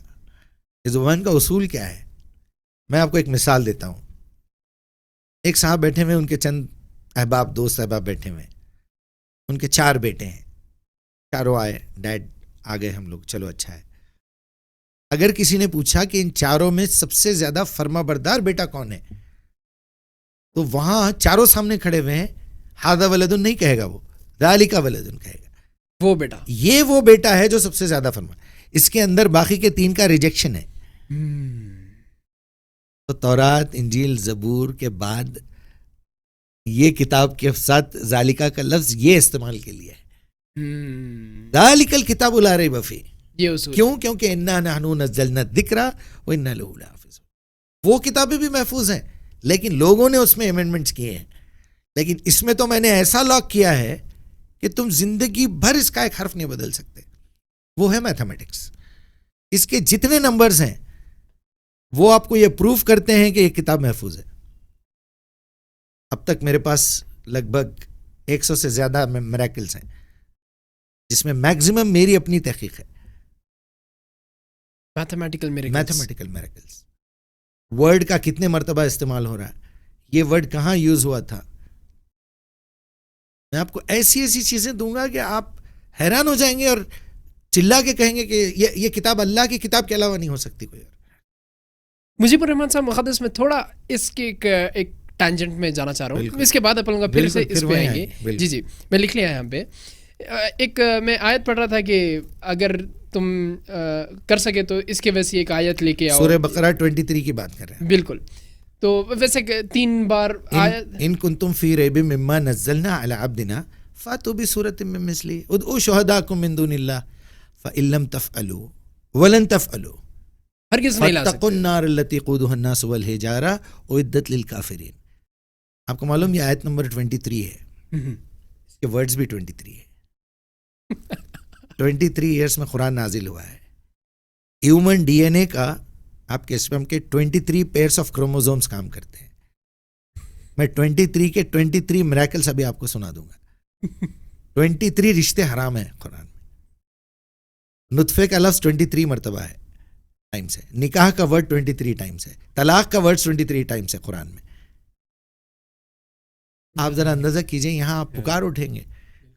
بالکل. تو یہ 3 مرتبہ آیت یوز ہوئی ہے. آیت کے لیے یوز ہوئی, 10 آیتوں کے لیے یوز ہوئی, اور سورے کے لیے برابر. بالکل میرا بھی یہی. تو اس سے متعلق میرا سوال یہ ہے کہ اب فرض کیجئے کوئی ہے, وہ بنا کے لا لیا, اس چیلنج کو ایکسیپٹ کر لیا, وہ بنا کے لا لیا, اب جج کرنے والا کون ہے؟ کون بولیں گا کہ نہیں بھائی یہ قرآن کے ویسی ہے یا قرآن کے ویسی نہیں ہے؟ کون بولیں گا؟ پرائمری اسکول کا بچہ بھی بول سکتا. کیسا یہ چیز میں بشرطے کہ اس کو عربی آنا چاہیے, وہ لینگویج آنا چاہیے نا بھائی, کیونکہ آپ وہی لینگویج میں بنا کے لا رہے ہیں جی قرآن کی آیت. جی چیلنج تو وہی ہے, چیلنج تو وہی ہے. جی جیسا ہی آپ لائیں گے آپ پھنس جائیں گے. کاؤنٹنگ میں پھنس جاتے سب سے پہلے آپ. اگر میں آپ کو کاؤنٹنگ سکھا دوں, وہ فارمولا سکھا دوں جس سے قرآن کو چیک کیا جا سکتا ہے, وہ کاؤنٹنگ میں پھنس جاتے ہیں آپ پہلے, سب سے پہلے. اس کو عربی لفظ بھی نہیں آیا, اگر آپ خالی ایک قرآن کی آیت کو صرف ورڈز اوپر نیچے کر کے بتائیے, ابھی وہ بچہ بتا دے گا یہاں آپ نے غلطی کی ہے, یہ ورڈ یہاں نہیں ہونا چاہیے. ایسی میتھمیٹکس ہے قرآن میں. آپ سوروں کی لسٹ بدل کے بتائیے میرے کو, ایک سورہ اوپر کا نیچے, نیچے کا اوپر کر کے بتائیے, آپ ایک رکوع نیچے اوپر کر کے بتائیے. ایسی میتھمیٹکس ہے قرآن میں. اب آئیے لینگویج پہ. آپ لینگویج میں وہ پورے 5 اصولوں میں پھنسا دے سکتے. پہلا اصول عربک لینگویج, دوسرا میتھمیٹکس, تیسرا مفرد جمع سنگولر, وہ اکیلا تھا اس نے دنیا بنائی, male female, past present future, کہیں نہ کہیں پھنسا دے گا وہ آپ کو. اس کے بعد بھی اگر بچ کے نکل گیا یا ہم وہاں تک نہیں پہنچ سکے تو ایسی کون سی نئی بات پیش کرے تم, یہ تو ہے پہلے سے لکھا ہوا قرآن میں, وہاں پھنس جاتے پھر. تو آپ بتا رہے ہیں کہ یہ اس کا جو فالسیفیکیشن ٹیسٹ جس کو بولتے ہیں کہ ایک آیت بنا کے لاؤ یا ایسی, تو یہ میتھمیٹیکل میریکلز کی وجہ سے پریزروڈ ہے بلکہ بتا رہے ہیں. ایک ہے وہ تو فارمولا, ویسے کئیوں ہے, کئی ہیں ایسے, کئی ایسے. سبجیکٹ وائز وہ پھنسا دے گا آپ کو, ایسا نہیں بنا کے لا سکتے. انداز بیان نہیں بتا سکتے آپ. آپ مجھے عربی کا کوئی بھی جملہ بتائیے کسی حدیث کی کتاب میں سے نکال کے, میں وہ لینگویج وہ اسٹائل سے بول سکتا ہوں یہ محمد رسول اللہ کی بات ہے یا نہیں ہے. میں وہیں ریجیکٹ کر دیتا ہوں, یہ محمد رسول اللہ کی بات ہو ہی نہیں سکتی. کہاں سے لائے تم؟ یو نو ہم, تم جانتے ہو اس کو, وہ آدمی کیسا تھا؟ قرآن پڑھو پھر, وہ سمجھائے گا تمہیں کو محمد رسول اللہ کیا ہے. لینگویج پرنٹ کی بات کر رہے ہیں, اسٹائل ہی الگ ہے بھائی. اللہ کا بات کرنے کا, محمد رسول اللہ کا بات کرنے کا اسٹائل الگ ہے. قریش کا کوئی بڑے سے بڑا عالم وہ ٹائپ کی بات نہیں کر سکا جو محمد رسول اللہ نے کی ہے. میں اب سمجھا آپ کی بات, آپ کیا بول رہے تھے. جب سے آپ کا لہجہ میں 1 منٹ میں پہچان لوں گا. ہم تو کسی غزل کو سن کے, کسی گیت کو سن کے اس کی شاعری سمجھ کے بولتے شاعر کون ہے. میں میوزک سن کے بولتا ہوں میوزک ڈائریکٹر کون ہے. اس کے انسٹرومنٹ کے استعمال تک پہنچ گئے ہم. واقعی بات ہے یہ تو, ایک دماغ کی گرا کھلی میری ابھی. اسٹائل جو آپ بتائے ہیں, ہر بات ہے. آپ ایک مووی دیکھ کے بولتے ہیں یہ انگلینڈ کی بنی ہوئی ہے, یہ امریکہ کی ہے, یہ آسٹریلیا کی انگلش ہے. تو اگر حضرت اگر ایسی بات ہو گئی تو پھر جتنے بھی ایڈیشنز ہوئے ہیں, بدعت جس کو کہتے ہیں, جی اس کو تو پہچاننا پھر آسان ہو جائے گا. بہت آسان ہے. تو پھر کیوں نہیں ہو رہا ہے؟ کرے نا بھی, جتنا کر سکے کرے نا بیچارے. جن لوگوں نے بھی اس پہ کام کیا ہے ہم ان کے قدردان ہیں. جتنے ائمہ گزرے ہیں, امام بخاری ہے, مسلم ہے, ابو داؤد, ترمذی, نسائی, ابن ماجہ, امام ابو حنیفہ, شافعی, مالکی, حنبلی, علوی, رضوی, سب جتنے بھی ہیں. اوکے کوئی بات نہیں. قادری, چشتی, نقشبندی, سہروردی, سب اگر ان کی نیت اچھی تھی اور انہوں نے جو کام کیا ہے, لیکن ایک لمٹ پہ جانے کے بعد شہرت, دولت, کرسی آپ کو لوگ چڑھا کے جو اوپر چڑھا دیتے, وہاں جا کے صبر کرنا ذرا مشکل ہے. مجیب الرحمان صاحب, ہم پھر اس کی طرف آئیں گے کہ آپ میریکلز کے بارے میں بتا رہے تھے. آپ بتائیں کہ آپ خود ہنڈریڈز آف میریکلز آئیڈینٹیفائی کیے ہیں, اس کے بارے میں بتائیے. اور ہم یہ بات کر رہے تھے لینگویج کے متعلق کہ اس کی ویسی لینگویج پہ ایک ایسا تالا لگا ہوا ہے جو چینج نہیں ہونے والی ہے. میرے کو یہ تھوڑا سمجھائیے مجیب الرحمان صاحب کہ یہ کیسا ہے, یہ میریکلز کے بارے میں سمجھائیے, اور تھوڑا میتھمیٹیکل جو میریکلز ہے اس کے بارے میں تھوڑا ڈیٹیل سے ذرا سمجھا سکیں آپ. تو پہلے لینگویج سے شروع کریں. جی. آپ کو پتہ ہے عربی زبان کی کتنے الفابیٹس ہیں؟ نہیں. 29. انگلش کے کتنے ہیں؟ 26. لیکن افسوس کی بات یہ ہے کہ پھر ہمارے پاس کیپٹل لیٹرز, اسمال لیٹرز پہ آ گئی بات. 26 کو آپ کو ڈبل کرنا پڑے گا, 52 ہو گئے. یہاں تو مائنس کرنا ہے 29 میں سے, 10 نکال دینا ہے. The easiest language in the world, جب سے دنیا بنی ہے یہی لینگویج ہے. فرشتوں نے بھی یہی لینگویج بات کی, آدم کو بھی یہی سکھائی گئی. اب آپ دیکھیے اے میں اگر آپ انگلش سکھا رہے ہیں اپنے بچے کو تو 3 لائن سکھائیں گے, ایک کراس لائن, یہ ایک کراس لائن, بیچ میں ایک لائن, 3 لائن سکھائیں گے. بی, پھر ایک راؤنڈ, ایک پھر راؤنڈ. اب آپ آئیے تیلگو میں, ایک راؤنڈ، پھر ہاف راؤنڈ، ہاف سرکل، یہ ایسا. آپ ہندی لے لیجئے، ہاف سرکل، ایک لائن، یہ لائن. الف صرف ایک لائن. با میں آ جائیے آپ، صرف ایک کڑائی جیسا ایک فگر ہے. اب بچے کے برین میں وہ بیٹھ رہا ہے، آپ اندازہ کیجئے کہ یہ لینگویج انسان کے برین کے حساب سے ڈیزائن کی گئی ہے. خالی ڈاٹ مینجمنٹ ہے. ایک نقطہ ڈالو تو با ہے، 2 نقطہ ڈالے تو اوپر تا ہے، 3 ڈالو تو سا ہے. 3 کاپی ہے، 2 نکال دیجئے نا، برین میں تو آ گیا نا. با تا سا جا ہا خا دال زال ری زے سواد وا توئی زو عین غین فقہ. جا خا بھی وہی. ڈاٹ مینجمنٹ میں اتنی بڑی لینگویج دے دینا، 19 حروف کے اندر 1,23,02,912 الفاظ دینا. کسی انسان کا کام ہو سکتا ہے یہ؟ اتنے کم الفابیٹس میں اتنے ورڈز. پھر گوگل مجبور ہے ابھی بھی کہ اب تک کی کاؤنٹنگ میں اتنے ہیں بلکہ. پھر پارٹس آف اسپیچز کتنے ہیں انگلش کے؟ 8. نان، پروناؤن، ورب، نان ورب، کنجنکشن سب ملا کے. آپ کو معلوم ہے عربی کے کتنے ہیں؟ 15. اس میں سے سب سے چھوٹا جو ہے اس کے 17 پارٹس ہیں، حروف. پوری عربی زبان کے حروف نکالیں تو صرف 17 ہے. کو کونے میں رکھ دیجئے. باقی کی پوری عربی 2 ہی باتوں میں ڈیوائیڈڈ ہے. آپ کے پارٹس آف اسپیچز، ناؤن اور ورب، اسماء اور افعال. کہاں سے لائیں گے ایسی لینگویج آپ؟ اس سے آسان زبان کہاں سے لائیں گے آپ؟ آج آپ کا اسمارٹ فون جو ہے ایک اندھے انسان کو پورے طرح گائیڈ کر سکتا ہے وائس کمانڈ کے ذریعے سے. آپ کو معلوم ہے یہ گونگوں کے لیے بھی ہے. آپ نے کبھی دیکھا ہے کسی گونگے کو یہ اسمارٹ فون یوز کرتے ہوئے؟ دیکھیے گونگوں سے ملیے جا کے. کیا ڈیزائن کیا گیا ہے اس کو معلوم ہے آپ کو؟ وہ گونگوں کو دیتا ہے وائس کمانڈ کو، پکچر میں ٹرانسفر کر کے دیتا ہے وہ وائس والی چیز کو. یہ اندھوں کے پاس جو چھڑی ہوتی ہے اس میں ایک سینسر لگایا جا رہا ہے. اس سینسر میں ایک کیمرہ ہے جو سامنے جو چیزیں دیکھ رہا ہے اس کو آڈیو میں کنورٹ کر کے ایئر فون میں دے رہا ہے. آگے پانی ہے، آگے پتھر ہے. تو لوگ تو اتنا کام کر رہے ہیں، ہم کیا کر رہے ہیں؟ آیت الکرسی پڑھ کے پھونک رہے ہیں. اس سے زیادہ ایڈوانس ہے. سوری، مجھے اعتراض نہیں کرنا چاہیے، لیکن تو اب میتھمیٹکس پہ آئیے. کی طرف. قرآن میں پارے تو انسانوں نے بنائے ہوئے ہیں، لیکن سورے کتنے ہیں؟ 114.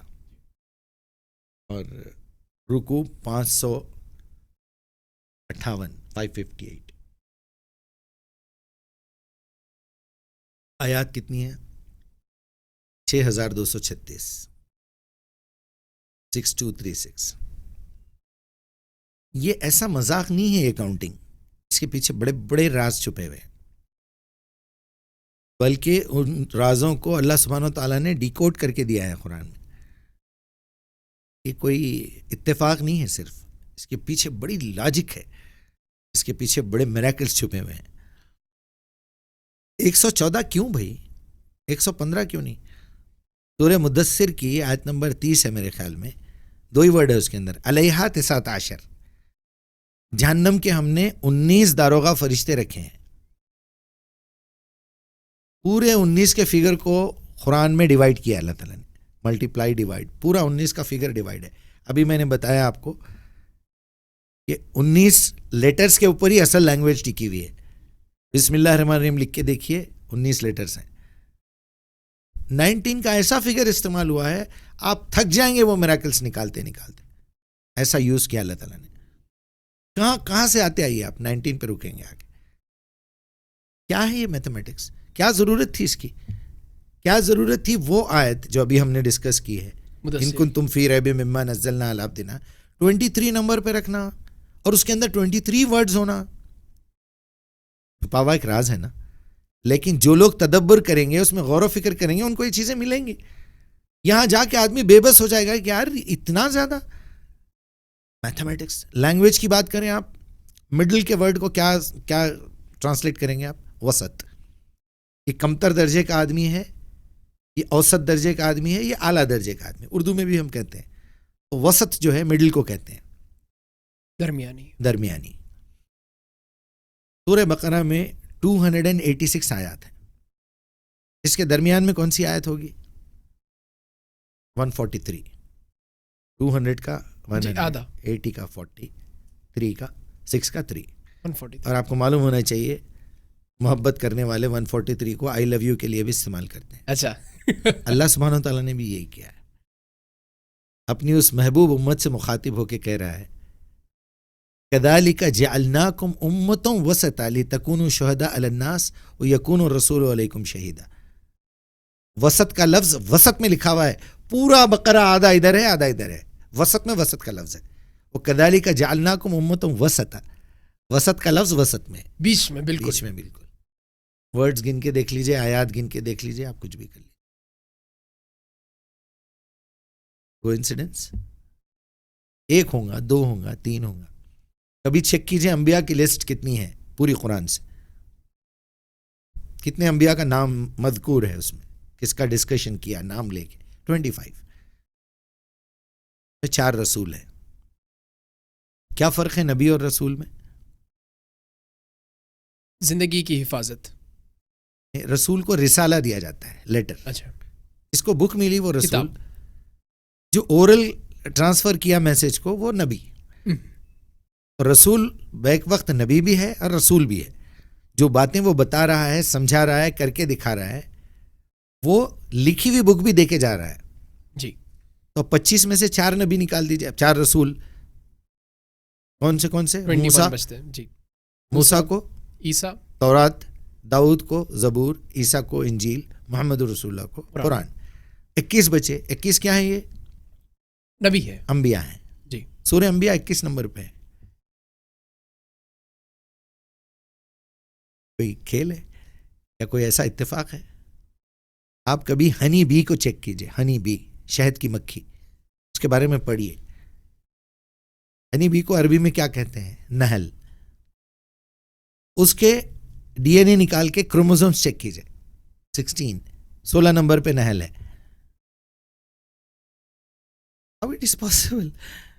جوڑوں کا ذکر کیا ہے کہ اللہ تعالیٰ نے تمہارے جوڑے آسمان پہ بنائے.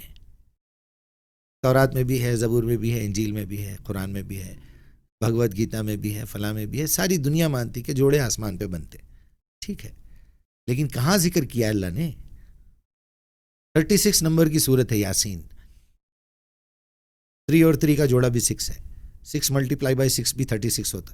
اس کی آیت نمبر 36 اس میں ہے سبحان الذی خلق الازواج کلھا مما تنبت الارض وانفسہم ومما لا یعلمون. اور ایسے کئی جوڑے ہیں ابھی تک تم جانتے بھی نہیں, میں چھپا کے رکھا ہوا ہوں. ڈھونڈو, مل جاتے, تمہارا ایمان بڑھے گا. پھر لیدبروا آیاتہ ولیتذکر اولی الالباب.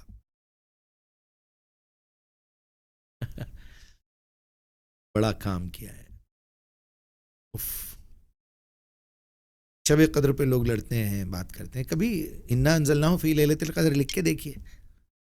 30 دن کا مہینہ ہے اور 30 لفظوں میں سورہ کمپلیٹ ہو گیا. 27ویں نمبر پہ لیلۃ القدر آ رہی ہے. نیچے سے گنے تو اوپر 4 نمبر پہ ہے, اوپر کے 3 چھوڑنے کے بعد. نیچے سے بھی 27 ہے, اوپر سے بھی 27 ہے. کیا ضرورت ہے پریشان ہونے کی؟ کوئنسیڈنس نہیں ہو سکتا ہے. سوال ہی پیدا نہیں. 1 2 3 4 ایک موضوع کو بھی میں آپ کو 4 5 طریقے سے سمجھا سکتا ہوں پروف دے کے. حضرت میں آپ کا ایک ویڈیو دیکھ رہا تھا جس میں آپ بتائیں کہ جو قرآن کا جو نزول ہے وہ ابھی جیسا کمپائلیشن میں ہے ویسا نہیں ہے, برابر. تو آپ بتائیں کہ آپ ایک ترتیب بنائیں جو جیسا شان نزول, جیسا نزول ہوا اسی میں ہی ایک ترتیب بنائے. اور قرآنی ہے وہ, بس اس کی جو ہے چیپٹرز اوپر نیچے ہے, رائٹ. تو اس میں آپ کیا غور کریں, اس کے بارے میں کچھ بتائیے. یہ سوال کا جواب تو میں بڑے بڑے لوگوں سے پوچھا, کوئی نہیں دے سکے. پھر مجھے مجبوراً سمجھانا پڑا. میں اب تک یہاں پہنچا ہوں, وہ لوگ الحمدللہ اس کو قبول کریں. کیا ضرورت تھی بھائی؟ تنزیل الگ طریقے سے ہوئی, ترتیب الگ طریقے سے ہوئی. کیا وجہ؟ ایک سوال اٹھتا بھائی, ایک اسٹوڈنٹ ہیں ہم. جی ہاں, یا اللہ ہم تیری کتاب کو جو ہے بغیر سوچے سمجھے کہ نہیں قبول کرنا چاہ رہے. قبول کر لیے بھائی, ہم عمل بھی کر رہے ہیں, لیکن اس کا شعور بھی چاہیے. 4 × 4 = 16 کیسے ہوتا ہے؟ کوئی 20 کہہ رہا ہے, کوئی 18 کہہ رہا ہے. کیا ضرورت تھی آپ کو کہ کہاں سے بات شروع کر کے کہاں پہ روکے ہیں؟ اور جب اس کو لکھوا رہے تھے تو آخری کے 3 مہینوں میں حجۃ الوداع پہ قرآن مکمل ہو گیا. الیوم اکملت لکم دینکم واتممت علیکم نعمتی ورضیت لکم الاسلام دین. اس کے بعد 92 ڈیز نبی صلی اللہ علیہ وسلم اس دنیا میں رہے. روز جبرائیل آ کے اسی ترتیب کو لکھوا رہے تھے. یہ شاید روایت نہیں معلوم آپ کو, یہ تاریخ کا حصہ نہیں معلوم, نئی چیز سنا میں, پہلی بار سنے ہوں گے آپ. بہت لوگ پریشان ہیں اس میں. ارے میں بولا کیوں آپ نہیں پڑھتے کیا؟ پڑھیے. جب قرآن مکمل ہو گیا تو 92 ڈیز رکھنے کی کیا ضرورت تھی, یا 92 ڈیز میں واپس بلانے کی کیا ضرورت تھی؟ نوح کو 950 سال دیے, محمد الرسول اللہ کو 2,500 سال دے سکتے تھے نا. تو آپ کو واپس بلانے کا کیا مطلب تھا؟ قرآن محفوظ ہے, اب نبی کی ضرورت نہیں. اور کتنی تکلیف دیتے ہیں ان کو, اتنی تکلیفیں دی ہے 63 ایئرس میں, کافی نہیں ہے کیا؟ 23 ایئرس میں دیے ہوں گے. چلو, تو یہ ایک بچہ جو مسلمانوں میں پیدا ہو جاتا ہے, جو آلریڈی جانتا ہے کہ اللہ کی کتاب ہے, بڑوں نے بول دیا, یقین کے اس لیول پہ نہیں ہے, لیکن اس کو جب قرآن دینا ہے ہاتھ میں تو وہاں سورہ فاتحہ چاہیے, اس کے بعد ہی بقرہ چاہیے, اس کے بعد ہی آل عمران چاہیے. اس کے برین کے حساب سے قرآن تعلیم دے رہا ہے. لیکن جو نزول ہوا, آپ کو جب کبھی بھی دعوت دینا ہے آپ کو ترتیب بدلنی پڑے گی قرآن کی. میں کرسچن سے بات کر رہا ہوں, کیا میں سورہ فاتحہ سے شروع کروں گا؟ میں قل اللہ احد سکھاؤں گا اس کو. آسان بات, موٹی بات کہ بھائی اس کا نہ تو کوئی والد ہے, نہ اس کا کوئی بیٹا ہے. یہی انہیں دلیل پوچھیں گا تو میں پہلے یہی دوں گا نا بھائی. تو میری تو ترتیب بدل گئی, اس کے لیے تو پہلا سورہ یہ ہو گیا. اسی لیے اللہ تعالیٰ نے یہ پروف دیا ہوا ہے باضابطہ کہ یہ دعوتی قرآن الگ ہے, اور جو ہم کو گھر سے مل رہی ہے وہ قرآن اس طرح کی ہونی چاہیے. سمجھنا دونوں ہے, پڑھنا دونوں ہے. اور یہ کتاب کبھی چھوڑنے کی کتاب ہی نہیں ہے. آپ کے اکیلی لائف میں کتنی باتیں آئیں گی بھائی, قرآن کے کتنے احکامات آ سکتے ہیں. لیڈیز سے متعلق, عورتوں سے متعلق جتنے قوانین ہیں آپ کے اوپر تو گزرتی نہیں وہ, تو پھر کیا وہ بیکار ہے آپ کے لیے؟ وہ دعوت میں کام آئیں گی آپ. رائٹ. جس کا بلیف خراب ہے, جو اللہ کو نہیں مانتا, آپ کے لیے تو وہ آیتیں بالکل بیکار ہیں جس میں اللہ کے ہونے کی دلیل ہے. آپ نے غور نہیں کیا, یہ ہمارا قصور ہے. بولیں گے مجھے ضرورت ہی نہیں پڑی آج تک. تبت یدا ابی لہب تب ما اغنی عنہ مالہ, میرا کیا لینا دینا ہے اس سے؟ کیا ضرورت تھی قرآن میں ڈالنے کی؟ اس میں سے کیا نکالنا ہے ہم کو؟ دعوت دیتے وقت پتا چلتا آپ کو, ارے باپ رے یہ یہاں کے لیے تھی یہ بات, ہم تو کبھی غور ہی نہیں کرے. اس کو ذرا کیسے کیسے ویلن آپ کو ملتے ہیں معلوم ہے آپ کو؟ اس ویلن کی پوری نشانی ہے اس کے اندر. جو قرآن کا انکار کر رہے ہیں, ان کا مال, ان کی کمائی, یہ سب کسی کام میں آنے والی نہیں ہے. ان کے ساتھ تو یہ ہونے والا ہے. وہاں ایک دائی کو تسلی دی جا رہی ہے کہ تم کو یہ کیریکٹرز ملنے والے ہیں. محمد الرسول اللہ کو بھی ملے سگا چچا. تم کس پہ بھروسہ کر رہے ہیں؟ تمہارے فلاں دوست, فلاں صاحب, فلاں رشتہ دار اگر ناراض ہے, کوئی بات کو نہیں مان رہے ہیں, تو اتنا ٹینشن لینے کی کیا ضرورت ہے؟ محمد کے تو سگا چچا نہیں مانا, یہ ہمارے لیے تسلی نہیں ہے. بالکل. یہ کام آپ کب سمجھیں گے؟ جب آپ دعوت دیں گے, فیلڈ پہ کام کریں گے. جب مجیب الرحمان صاحب, آپ کی زندگی کا سب سے ٹفسٹ مومنٹ کیا گزرا؟ اچھا سوال ہے یہ. سننے میں تو بڑا چھوٹا سوال ہے, کیونکہ اس کے ساتھ آپ نے زندگی کا لفظ استعمال کیا ہے, تو مجھے پوری زندگی چیک کرنی پڑے گی. اس کے کئی حصے ہیں. ایک فائنانس کا ڈپارٹمنٹ ہے, ایک جذبات کا ہے, ایک میری ایک پرسنل لائف ہے, سوشل لائف ہے, ایک فیملی لائف ہے, ایک پروفیشنل لائف ہے. آپ کا خاص اگر اس میں مجھے کیٹیگرائز کر کے بتائیں. ان دو چیزوں پہ خصوصی توجہ چاہوں گا میں, فائنینشیل اینڈ ایموشنل. الحمدللہ فائنینشیلی تو کبھی بھی ایسا وقت نہیں آیا جس میں میں صحابہ اکرام کی اور نبی صلی اللہ علیہ وسلم کی اس سنت پہ عمل کر سکوں اس میں 2 دن 3 دن کے فاقے گزرے. صرف اتنا ہی کہا جا سکتا ہے کہ کچھ چیزوں کو مجھے کنٹرول کرنا پڑا, خرچے روکنا پڑا. فائنینشیل لائف کی بات کر رہا ہوں, صرف اسی کو نظر میں رکھ کے سمجھیے آپ. ورنہ ایسا تو کوئی وقت نہیں آیا کہ مجھے بھوکا رہنا پڑا. الحمدللہ ایسی کوئی نوبت نہیں آئی. اللہ سبحانہ تعالیٰ رازق ہے. اگر وہ اس طرح کا امتحان لے لے تو شاید امید ہے اللہ کی ذات سے, اور جو کچھ اس کی کتاب کو پڑھا ہے, سمجھا ہے اس سے, کہ انشاءاللہ ہم اس امتحان میں بھی کامیاب ہوں گے. کیونکہ اس نے کلیئرلی سمجھایا تھا, وَلَنَبْلُوَنَّكُمْ بِشَيْءٍ مِّنَ الْخَوْفِ وَالْجُوعِ وَنَقْصٍ مِّنَ الْأَمْوَالِ وَالْأَنفُسِ وَالثَّمَرَاتِ. اتنا سب کچھ بولنے کے بعد کہا کہ بشر صابرین، صابرین، مجھ سے بھیک مت مانگو، صبر کرو. ایسے حالات میں صبر کرنے والوں کو خوشخبری دو. الذین اذا اصابتہم مصیبہ، جب کبھی بھی میں لوگوں پر مصیبت ڈالتا ہوں، قالوا انا للہ و انا الیہ راجعون. ہم پلٹ کر اللہ کی طرف جانے. اب یہ کہہ رہا ہے اولئک علیہم صلوات، تعلق تو ان سے ہے میرا. اصل صلوات کا مطلب ہے کمیونیکیشن، تعلق، ریلیشن شپ اللہ سے، کسی سے بھی. صلاح کا مطلب ہی یہی ہے. صلاح کا لفظ جہنم کے لیے بھی استعمال ہوا، معلوم صلاح، یسلا ذات الہب نار الذات الہب. یسلا جو ہے وہ صلاح کا ہی ایک فارم ہے، جی جی، ایک شکل ہے، ایک شکل ہے اس کی. تو وہم المہتدون، اور ایسے ہی لوگ ہدایت پہ ہیں جو آزمائش کی زندگی میں بھی صبر کریں. لیکن یہاں ہم لوگ صبر کے، میں تھوڑا سا باہر جا کے بات کروں گا، جی جی، کیونکہ صبر اور تحمل کا لفظ ہم کو سمجھایا نہیں گیا، یا ہم نے غور نہیں کیا. تحمل بھی ایک لفظ ہے، جی، اس کا ذکر بھی قرآن میں موجود ہے، صبر کا لفظ بھی ہے. ڈفرینس کیا ہے؟ ہم اکثر صبر کو کن معنوں میں لیتے؟ پیشنس، برداشت کرنا. برداشت کرنا. جی، صبر کرو بھائی، تکلیف کو برداشت کرو. صبر کا مطلب برداشت کرنا نہیں ہے. برداشت کرنے کو تحمل کہتے ہیں. وَلَا تُحَمِّلْنَا مَا لَا طَاقَةَ لَنَا بِهِ وَاعْفُ عَنَّا وَاغْفِرْ لَنَا. اتنا بوجھ نہ ڈال کہ ہم اس کو برداشت نہ کر سکیں. سنبھال، حملہ سے بنا ہوا لفظ ہے تحمل، حمال، وہ بوجھ کو لے کے اٹھا کے برداشت کرنا.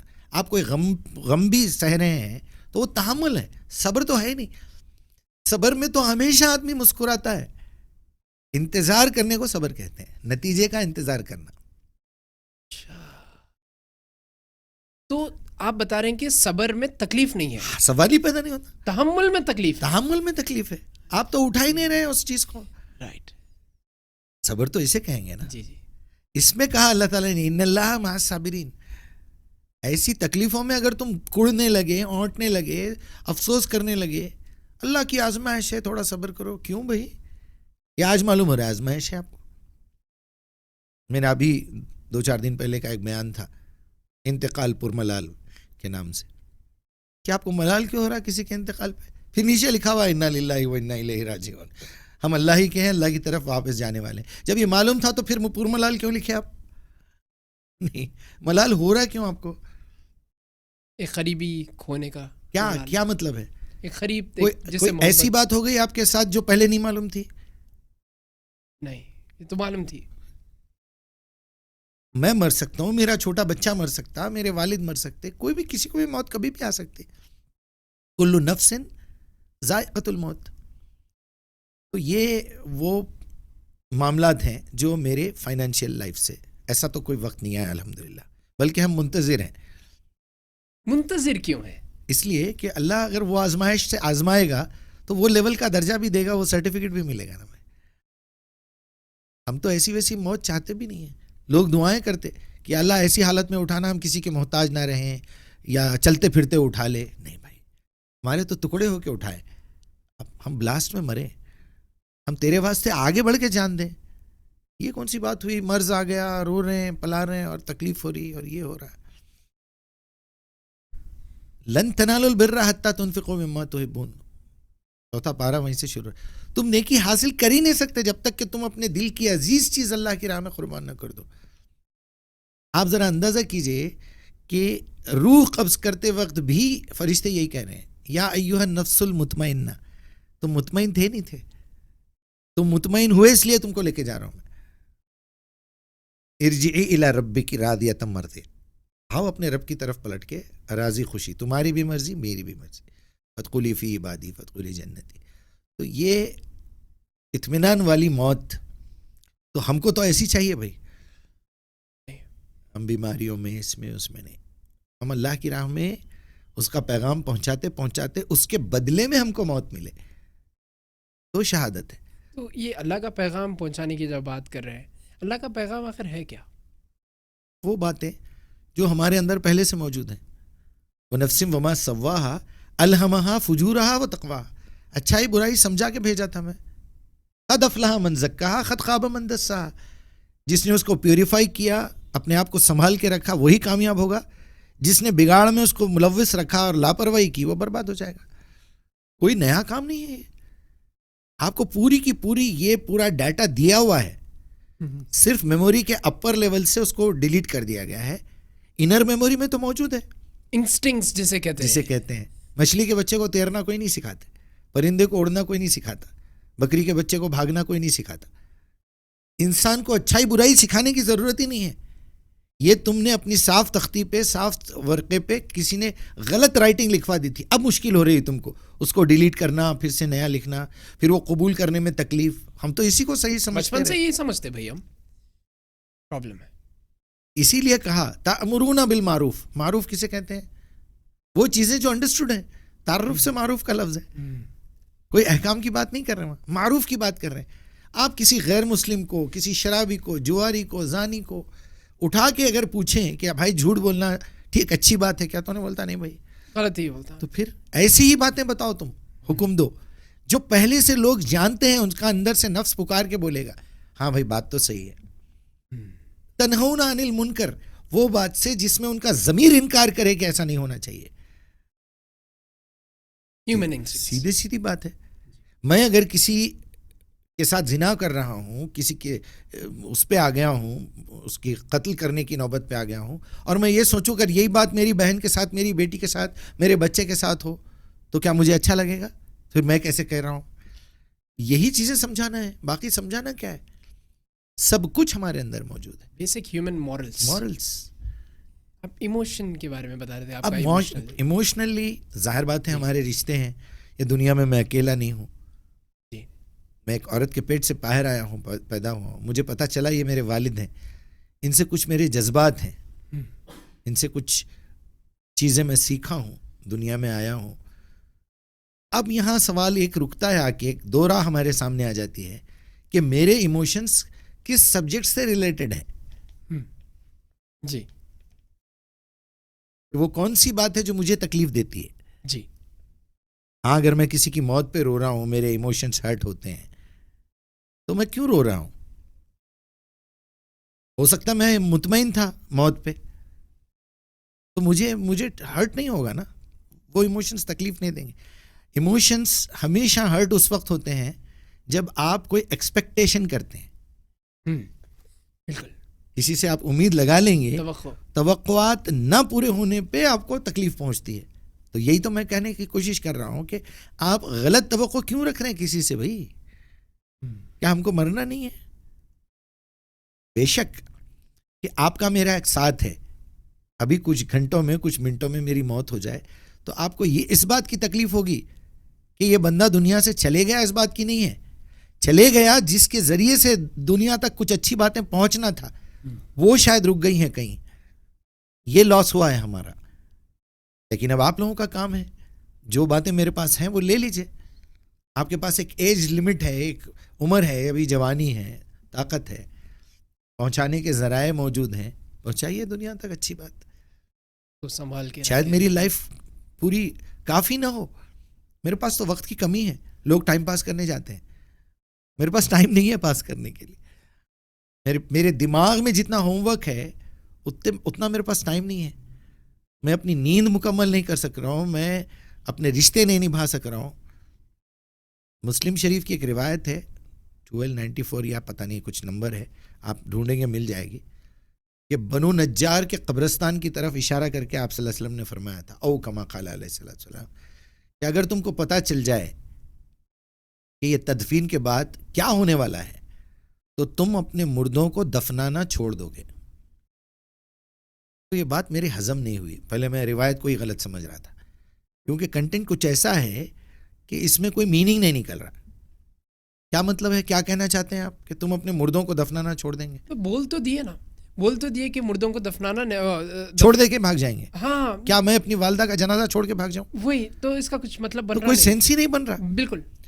وہاں صحابہ ہیں سامنے,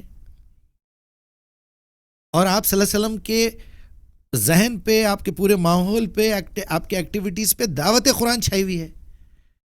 تو اگر آپ کو اندازہ ہو جائے کہ اس جنازے کے ساتھ کیا ہونے والا ہے, تو ہو سکتا ہے کہ بنو نجار کے لوگ دعوت کے معاملے میں ویک تھے.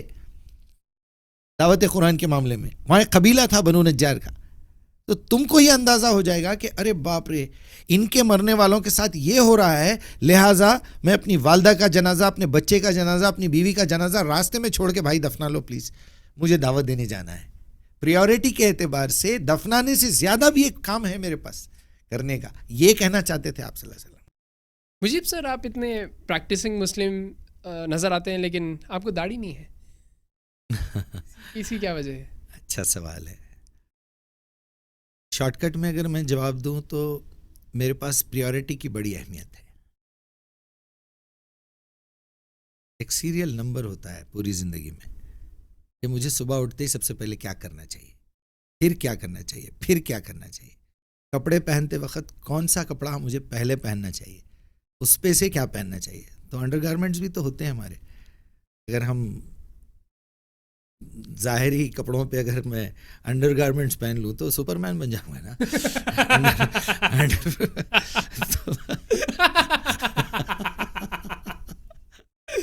جی جی. تو بالکل اسی طرح میرے پاس داڑھی کی اتنی اہمیت ہے، اس کی اتنی ویلیو ہے، کیونکہ میرے پاس صرف میرے چہرے پہ داڑھی نہیں ہے. میں کہیں نہ کہیں یہ میسج دینا چاہ رہا ہوں کہ میرے نبی ایسے تھے. یہ میری محمد الرسول اللہ کے حساب کی داڑھی ہے. میں اپنے رسول کی محبت میں داڑھی رکھا ہوں. اس کے بعد تو مجھے 1 گنا نہیں 4 گنا سزا ملنا چاہیے ایک غلطی کی. اللہ تعالیٰ نے ڈسکس کیا ہے اس کو. اے نبی کی بیویوں، عام عورت جو غلطی کرے گی اس کو 1 سزا ہے، لیکن اگر تم سے کوئی غلطی ہوئی تو دگری سزا دی جائے گی تم کو، تم رسول کی بیوی ہو. خدا نہ خواستہ اگر میری زبان سے جھوٹ نکلے، کوئی غلطی سے وعدہ خلافی ہو جائے، کوئی ایسی حرکت لوگ سمجھنے میں غلط فہمی میں مبتلا ہو جائیں، تو میرا تو ڈائریکٹ میسج یہ گیا کہ رسول اللہ ایسا کرتے تھے. ایک آئیڈینٹی کی وجہ میں سے آئیڈینٹی دے رہا ہوں جناب. اس آئیڈینٹی کو تو آپ نے، اس علامت کو تو لوگوں نے خراب کیا ہے. اتنا بیڈ امپریشن پڑا ہے اس وقت دنیا پہ، آپ بتا نہیں سکتے. اسپیشلی سوری ٹو سے ہماری بہنیں برقع پہنتی ہیں. جسم کور کرنا اصل مقصد ہے نا، لیکن برقعے کا کیا کانسیپٹ بن گیا آپ اندازہ کیجئے. آپ ایسی سچویشن میں میں داڑھی رکھوں، میں بالکل یعنی اس سے تو کوئی اعتراض ہی نہیں ہے، کسی بات کی کوئی وہ نہیں ہے.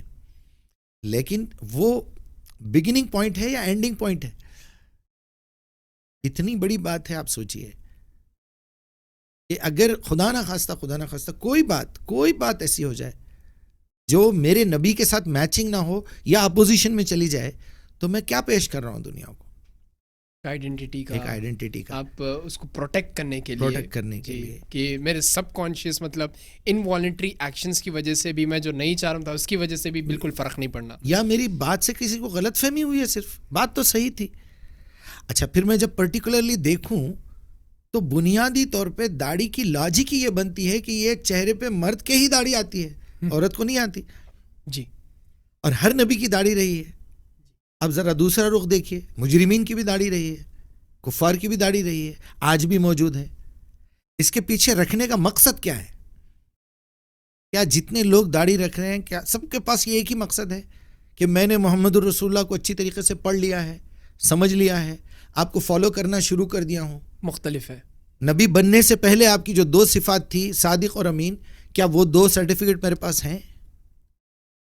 میں 11 بجے تک آ رہا ہوں، آپ کو دوسرے دن تک یاد نہیں ہے کہ کل آپ نے 11 بجے کا کسی سے وعدہ کیا تھا.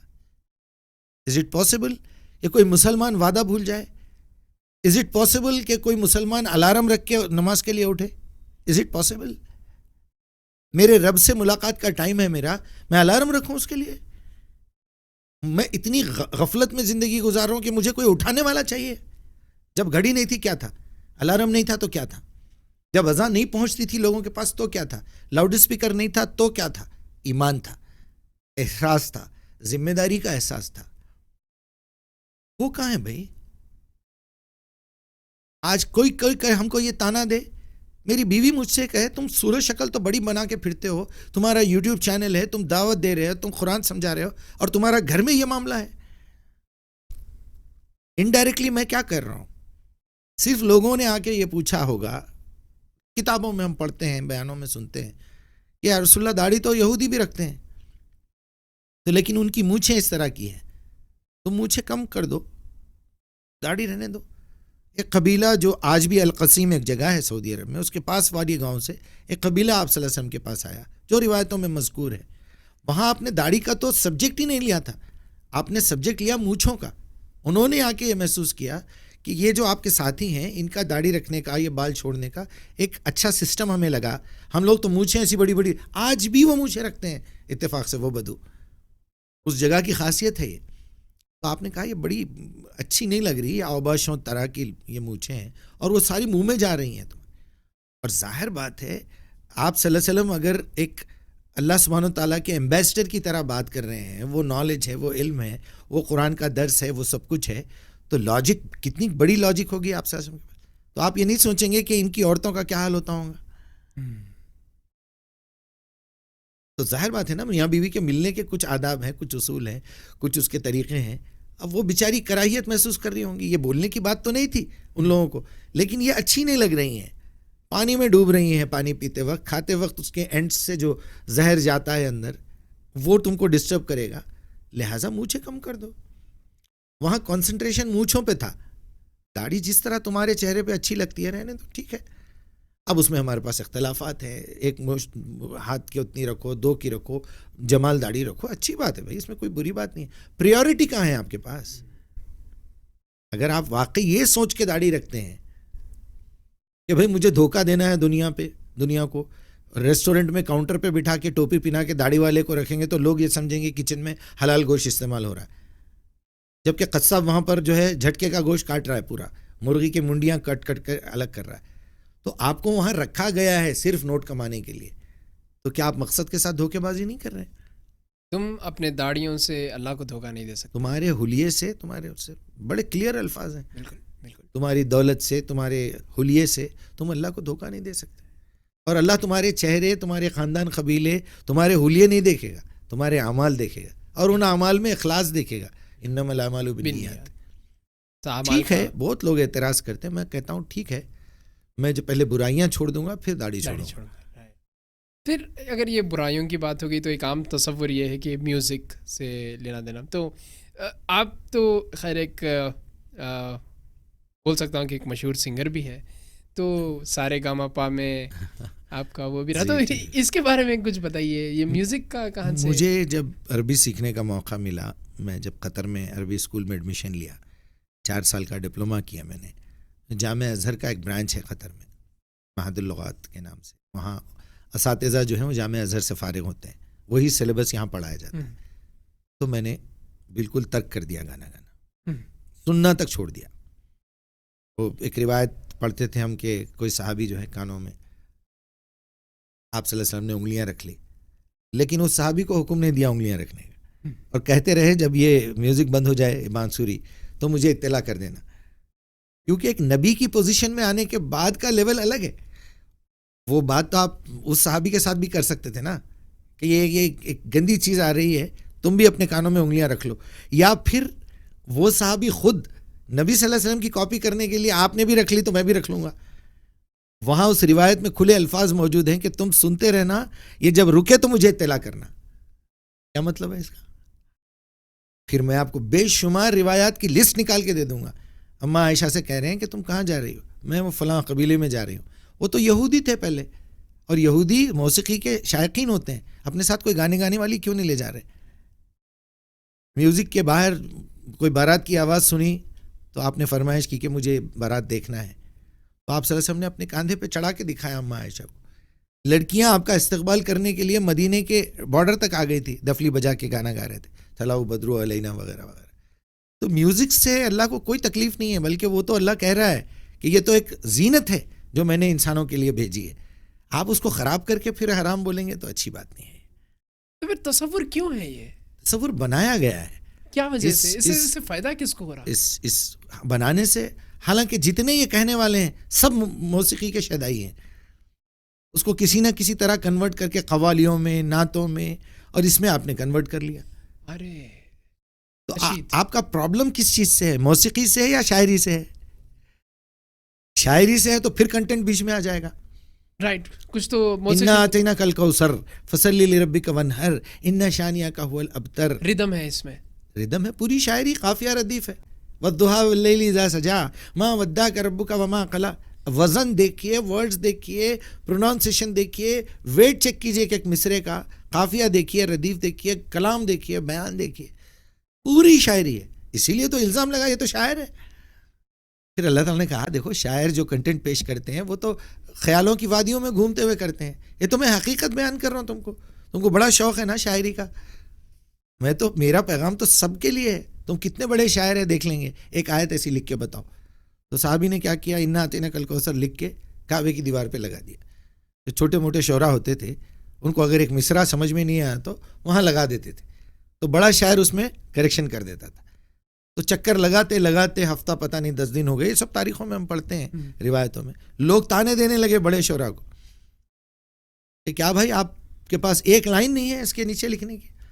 سب سے بڑے شاعر کو پکڑ لیے وہ لوگ, بولے اب کچھ نہ کچھ تو لکھو تم, ورنہ مسلمانوں کو جواب دینا ہے پھر. تو انہوں نے کہا, دیکھا کہ انا اعطیناک الکوثر فصلی لربک وانحر ان شانئک هو الابتر ما ھذا کلام البشر. یہ بشر کا کلام ہو ہی نہیں سکتا. قافیہ ردیف تو پورا کر دیا, وزن پورا کر دیا, اپنی مجبوری کا اظہار بھی کر دیا. ما ھذا کلام البشر, یہ بشر کا کلام ہو ہی نہیں سکتا. بہترین ایڈیشن ہے وہ. اس نے ثابت کر دیا کہ اللہ کا کلام ہے. تو یہ تو خیر کانٹینٹ سے متعلق ہو گیا. تو آپ پہلے یہ دیکھیے موسیقی میں جو گانے ہیں اس میں سب سے پہلے کیا ہے, شاعری. جب کبھی بھی کوئی گانا بنتا ہے تو ڈائریکٹر اسے بتاتا ہے کہ بھئی یہ سین ہے, اس پہ آپ کو لکھنا ہے. وہ لکھے گا, پھر اس پہ دھن بنائی جائے گی. تو میوزک ڈائریکٹر پوچھے گا کہ وقت کیا ہے شوٹنگ کا, صبح کا وقت ہے, رات کا وقت ہے, شام کا وقت ہے. پھر وہ کلمات کیا ہیں, انتظار کے ہے, تو راگ یمن کلیان میں اس کو کمپوز کیا جائے گا. صبح کا وقت ہے, پہاڑوں پہ شوٹنگ کرنا ہے تو وہاں پر آپ کو پہاڑی میں اس کو کمپوز کیا جائے گا, وہ راگ کے اندر اس کو بٹھایا جاتا ہے. تو پھر جب میوزک بنتی ہے, شاعری ہوتی ہے, تو اس پہ ایک اچھی آواز کو لے کے ریکارڈ کیا جاتا ہے وہ میسج, پھر اس کو فلمایا جاتا ہے. تو یہ 4 چیزیں ہو گئی نا. اب ایک چیز بچ گئی, وہ کیا ہے, تصور, خیال, جو ایک پوری مووی کا ڈائریکٹر کرتا ہے, جو آرٹسٹ کرتا ہے. تو یہ 5 چیزوں کو تو اللہ تعالیٰ نے نعمت کہا ہے. قل من حرم زینت اللہ التی اخرج لعبادہ. کہیے اے محمد ان سے پوچھئے کس نے اللہ کی نازل کردہ نعمتوں کو اور زینتوں کو حرام کیا ہے. کیا یہ نعمتیں گنوائے گئے ہیں؟ آپ پوری قرآن میں پڑھتے جائیے, گنوائے نہیں گئے اورلی, ایسا ورڈ بائی ورڈ ہوئے, لیکن آپ کو پیش کر دیا گیا. رتل القرآن ترتیلا, قرآن کو ترنم سے پڑھو, ٹھہر کے پڑھو, سمجھ کے پڑھو. تصور پیش کیا گیا, پوری ایک مووی دی ہے آپ کو پوری قرآن میں. یوسف علیہ السلام کی سٹوری, بات ہی شروع وہاں سے کر رہے ہیں. آؤ آج ہم تم کو ایک ایسی فلم دکھاتے ہیں, ایسا قصہ سناتے ہیں, کیا اس کے اندر کیا کیا سبجیکٹس ہیں, اس میں کیا نہیں ہے. اس میں پیار ہے, محبت ہے, بے حیائی ہے, ریپ سین ہے, کیا نہیں ہے اس میں, جدائی ہے, قید ہے. تو آپ میوزک کے بارے میں, کمپوزیشن کے بارے میں بتا رہے تھے. تو آپ اصل میں جائیے کنٹینٹ پہ, کہ اگر بے حیائی کے الفاظ استعمال ہو رہے ہیں, میوزک اتنا لاؤڈ ہے کہ آپ کے جسم کو حرکت دے رہا ہے وہ, تو وہ آپ کو ڈسٹرب کر رہا ہے مینٹلی طور پہ. آپ کو ایک اچھی سودنگ میوزک ہے جو آپ کے نفس کو تسلی دیتی ہے. تو اس کی مثال تو میں اکثر لوگوں کو کہتا ہوں کہ جو کہتے ہیں میوزک حرام ہے, تو میں کہتا ہوں آپ کی امی زندہ ہے. اگر آپ کی امی زندہ ہے تو کیا آپ کو لوری دے کے کبھی نہیں سلائے؟ وہ گانا نہیں تھا تو کیا تھا؟ جب آپ تھوڑے سے بڑے ہوئے 3-4 مہینے کے, تو کیا ابو نے آپ کے کوئی جھنجھنے لا کے نہیں دیے تھے؟ نہیں دیے تھے, اس لیے آپ میوزک کو حرام کر رہے ہیں, یا آپ نے کبھی غور ہی نہیں کیا؟ نہیں, سیدھی سادھی لاجک ہے. لوگ کہتے ہیں بھائی روح کی غذا ہے, بلکہ میں تو میوزک کو یہ کہتا ہوں کہ یہ ایک ہی سبجیکٹ دنیا میں ایسا ہے جس میں اختلاف نہیں ہے. بتائیے آپ, آج تک کوئی کسی راگ سے, آج تک پوری دنیا میں کسی نے اختلاف نہیں کیا یہ راگ سے مجھے اختلاف ہے. قرآن کی آیتوں پہ اختلاف ہے لوگوں کو, سب کی اللہ کے موجود ہونے پہ اختلاف ہے لوگوں کو, میوزک پہ کسی کو اختلاف نہیں ہے. جو لکھ دیا سارے گاما پادھا نیسا, آنکھ بند کر کے قبول کر لیے, کانوں نے قبول کر لیا. عرب میں ریگستان میں ایک جانور ہوتا ہے طوطے کی طرح, بڑا سائز کا, اس کی چونچ بھی بڑی ہوتی ہے, اس میں 7 سوراخ ہوتے ہیں, ہر سوراخ سے ایک الگ سر نکلتا ہے. اس کو فریکوینسی میں چیک کر کے ورڈ دیں تو وہ سا بنے گا, رے گا ما پا دھا نی. اس کا نام ہے اسقا عربی میں, اسی سے لفظ بنا ہوا ہے موسیقی. اچھا, داؤد علیہ السلام کی پوری زبور جو ہے شاعری میں ہے, اور آپ پوری کی پوری زبور گا کے سناتے تھے لوگوں کو. کئی انسٹرومنٹس کے موجد ہیں آپ, یہ ہم سنتے ہیں نا روایتوں میں کہ پرندے آ کے سننے بیٹھ جاتے تھے. آپ اتنی بڑی نعمت کا انکار کر دے رہے ہیں. تو یہ ہوں گا کہ اس کا زیادہ استعمال خراب ہو رہا ہے, خراب لوگوں میں ہوا ہے. اس کے لیے لوگوں نے کہا بھائی, لیکن عموماً یہ نہیں, یہ ہے ہی نہیں. آپ خود اپنے آپ سے انکار نہیں کر سکتے. آپ زبانی طور پہ کہیں بھی بیٹھ کے کچھ بھی بول دیں, بڑے بڑے علماء بیٹھے ہوئے ہیں اور پیچھے میوزک چل رہا ہے ان کے بیان کے پیچھے. جو تصویر کو حرام کہتے تھے, کیمرے کو حرام کہتے تھے, آج اسی کا استعمال کر رہے ہیں. بالکل. تو اللہ تو آپ کو ذلیل کر کے رکھ دے گا. پھر میں ایک دور ایسا بھی گزرا بلکہ سنا میں کہ جو اسپیکر جب نیا نیا ایجاد ہوا تھا کہ اسپیکر میں ہنسا دینا حرام ہے, بلکہ کوئی کعبے میں گولیاں چلی بھائی عربوں میں, مکے میں, اس وجہ سے کچھ بدو اٹھ کے کھڑے ہو گئے کہ بولے نہیں یہ یہودیوں کا انسٹرومنٹ ہے. الیکٹریسٹی آئی تو پرابلم, اسپیکر آیا تو پرابلم, مائک آیا تو پرابلم, کیمرہ آیا تو پرابلم. بعد میں لانچ تو اس کی وجہ سے ہی ہوتے. پھر آپ پردے پہ دنیا بھر کے جھگڑے کرتے, ایک لمحے کے لیے یہ نہیں سوچتے کہ جو دنیا کا سب سے بڑا اجتماع ہے حج, وہاں اللہ سبحانہ و تعالیٰ نے چہرہ کھلا رکھنے اور ہاتھ کھلے رکھنے کا حکم دیا ہے. آپ کیوں خواہ کے چہرہ بند کر رہے ہیں کسی کا؟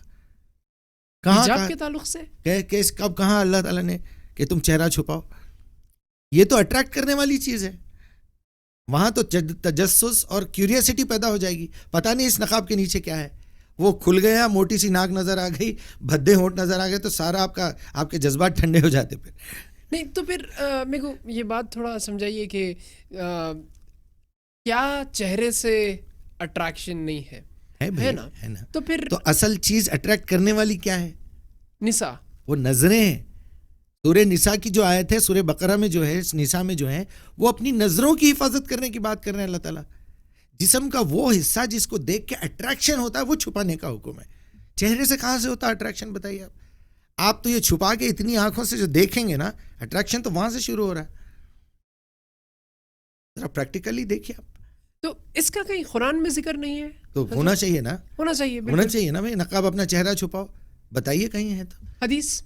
حدیث میں بھی آپ کو کہیں نہیں ملے گا کہ تم اپنا چہرہ چھپاؤ. ایک روایت میں سنا تھا کہ عورتیں اتنا بازوق سے چلتی تھی کہ ان کے کپڑے میں وہ گھسیٹے پڑتے تھے, تو بولے کہ پھر بات آپ جی میں سمجھ کیا صحیح ہے وہ بھائی. اس کے لیے اور بھی مثالیں موجود ہیں کہ ان کی خوشبو غیر مرد تک نہ پہنچے, ان کے جسم پہ عطر وغیرہ لگا رہے ہیں, پیروں میں پازیب نہ ہو جو لوگوں کو اس طرف متوجہ کرے. بھائی آپ چھوٹی سی مثال لے لیجیے نا. بھائی آپ کسی جگہ جا رہے ہیں, کسی آفس میں جا رہے ہیں, کسی سے ملنے جا رہے ہیں, باہر صرف لیڈیز کی چپلیں رکھی ہوئی ہے, کیا اٹریکشن ہے مرد کا؟ لیڈیز ہے اندر, وہ کون پہنی ہوئی ہے, اندر کون ہے, آپ کو بالکل پتہ نہیں ہے. لیڈیز کی چپل ہے خالی, کیسا اٹریکشن ہے بھائی؟ پوری دنیا کو پھیلانا تھا, وہ اٹریکشن نہیں دیتے تو ہم یہ بچے کیسا پیدا ہوتے تھے؟ صحیح ہے. تو وہ دینا تھا نا, اس کی لمٹ بھی بتانا تھا. سمپل لاجک ہے. اور وہ لمٹ کس حد تک ہونا چاہیے وہ بھی بتانا ضروری تھا. بتا دیا اللہ تعالیٰ نے. کیسا یہ اس کے بارے میں قرآن کی بے شمار آیتیں اسی پہ ہیں. آپ اپنا جو ہے چادروں سے اپنا سر ڈھک لو, لیکن اپنی نظروں کی حفاظت کرو. بات تو وہ تھی, وہاں سے تو بے حیائی شروع ہوتی ہے, وہاں سے باتیں شروع ہوتی ہیں. چادر سے سر ڈھکنے کا مطلب ہوا کہ سر ڈھکے جائے, تو چادر اگر ڈالیں گے سر پہ تو سارا جسم. اب اگر اس کی آنکھیں بھی بند ہو گئی, چہرہ بھی بند ہوگا تو گر جائیں گی بیچاری. صحیح بات ہے. تو چادر ڈھکنے کا مطلب یہ تھا کہ چہرے کو چھوڑ کے. بوڑھی عورتوں کے بارے میں یہ حکم ہے نا سورہ نجم میں, سورہ نور میں, کہ تم اپنی چادریں اتار سکتی ہو, لیکن پھر بھی جو حیا کی چیزیں ہیں اس کو ڈھانکنا بہتر ہے. جو اپنی آرزو, اپنی خواہش, وہ امید بھی کھو چکی ہیں کہ اب میری شادی ہونے والی ہے, 70-80 سال کی بوڑھی ہو چکی ہے, جسم ڈھل چکا ہے, لیکن اس کے باوجود بھی وہ پارٹس جس کے دیکھنے سے کسی بچے کے, کسی نوجوان کے جذبات بھڑکیں, اس کو چھپا کے ہی رکھو. اچھا چہرے سر پہ سے چادر اتار دو, کوئی مسئلہ نہیں ہے. مجیب الرحمان صاحب, یہ حیدرآباد کے نوجوانوں کے بارے میں کچھ بتائیے آپ, کہ آپ ان میں کیا دیکھتے ہیں کہ ایک دیکھتے ہیں کہ مایوسی چھا جاتی کہ یہ تو کوالٹیز ان لڑکوں میں نہیں رہنا چاہیے تھا. تو ان نوجوانوں کے بارے میں کچھ آپ جو غور کریں. الحمدللہ پہلے تو میں وہ پازیٹیو بات بتاؤں گا، کیونکہ ایک عقل مند انسان کی پہچان یہی ہے کہ وہ دونوں طرف کے ویو دیکھیں، اس کی خوبیاں کیا ہیں اور خرابیاں، پھر یہ سوچے کہ خوبیوں کو پروموٹ کرنے کا کیا ذریعہ ہے اور خرابیوں کو کم کرنے کا کیا ہے. الحمدللہ حیدرآباد دکن کی یہ زمین جو ہے وہ بڑی زرخیز ہے. جب کبھی بھی میں پوری تاریخ پہ نظر ڈالتا ہوں تو دیکھتا ہوں کہ بڑے ٹیلنٹڈ لوگ پیدا ہوئے ہیں. افسوس اس بات کا ہے کہ اس ٹیلنٹ کا استعمال غلط ہوا ہے. یہاں جا کے افسوس ہوتا ہے. تو پھر ہم پورے پہلے سوال پہ آ گئے کہ دنیا میں انسانوں کے ساتھ وہ کیا ڈرا بیک ہے، وہ کیا پرابلم ہے جو کہ نہیں ہونا چاہیے یا جس کو کیور ہونا چاہیے. وہ علم ہے. علم بھی صحیح طریقے کا علم ہے. پھر فورسز ہے کہ آپ کے فورسز کس ڈائریکشن میں جا رہے ہیں. آپ کار کو یا تو پیچھے سے دھکا دیجئے سامنے جائے گی، سامنے سے دھکا دیجئے پیچھے آئے گی. لیکن آپ ڈور کے پاس سے دھکا دے رہے ہیں بھائی، کہیں بھی نہ جائے گی. بہت زیادہ دیں گے الٹ جائیں گی گاڑی، آپ کا مقصد پورا نہیں ہوگا. ہمارے فورسز غلط ڈائریکشن میں جا رہے ہیں. ایٹ لیسٹ ریورس میں جاتی گاڑی تو نو پرابلم. آپ کے فورسز ویسٹ ہو رہے ہیں، ہمارے بچوں کی صلاحیتیں ویسٹ ہو رہی. اتنا تیز ذہن. آپ کو معلوم ہے مائکروسافٹ حیدرآباد میں لانے کی وجہ کیا تھی؟ نہیں پتا. برین کا ٹیسٹ کروایا گیا. جی، لوگوں نے برین کا ٹیسٹ کروایا اور انہوں نے برین کا ٹیسٹ کیا مائکروسافٹ بھیجنے سے پہلے کہ اس علاقے کے لوگوں کی صلاحیت کس لیول پہ کام کر رہی ہے. حیدرآبادی لوگوں کی سب سے بڑی خصوصیت یہ ہے کہ ہمارے اتنا بڑا شارٹ کٹ کوئی نہیں کرتے، معلوم آپ کو، اور کمپیوٹر کے لیے شارٹ کٹ کی ضرورت پڑتی. وہ برین کو یوز کیا گیا اور یوز ہو رہا ہے آج بھی. باہر کے کنٹریز سے زیادہ سیلریز ہیں ہمارے بچوں کی. تو فورسز کو صحیح جگہ ڈائریکشن میں استعمال ہونا ہے. اس کی کچھ مثالیں بتائیے کہ جہاں پہ فورسز ہمارے ویسٹ ہوئے ہیں. آج آپ دیکھ لیجیے، مسجدوں کا حال دیکھیے، بچوں کا حال دیکھیے، ان کے سکولز کا حال دیکھیے، ایکٹیویٹیز دیکھیے، راتوں کا جاگنا دیکھیے، پروڈکٹیو کام کتنا ہو رہا ہے دیکھیے. اور جو بچے کر رہے ہیں ماشاءاللہ کیا لیول پہ کر رہے ہیں. مجھے آپ پہ اور ان بچوں پہ بڑا فخر محسوس ہو رہا ہے کہ کتنا اچھا سیٹ اپ اور کیا کر رہے ہیں آپ لوگ، ماشاءاللہ ماشاءاللہ.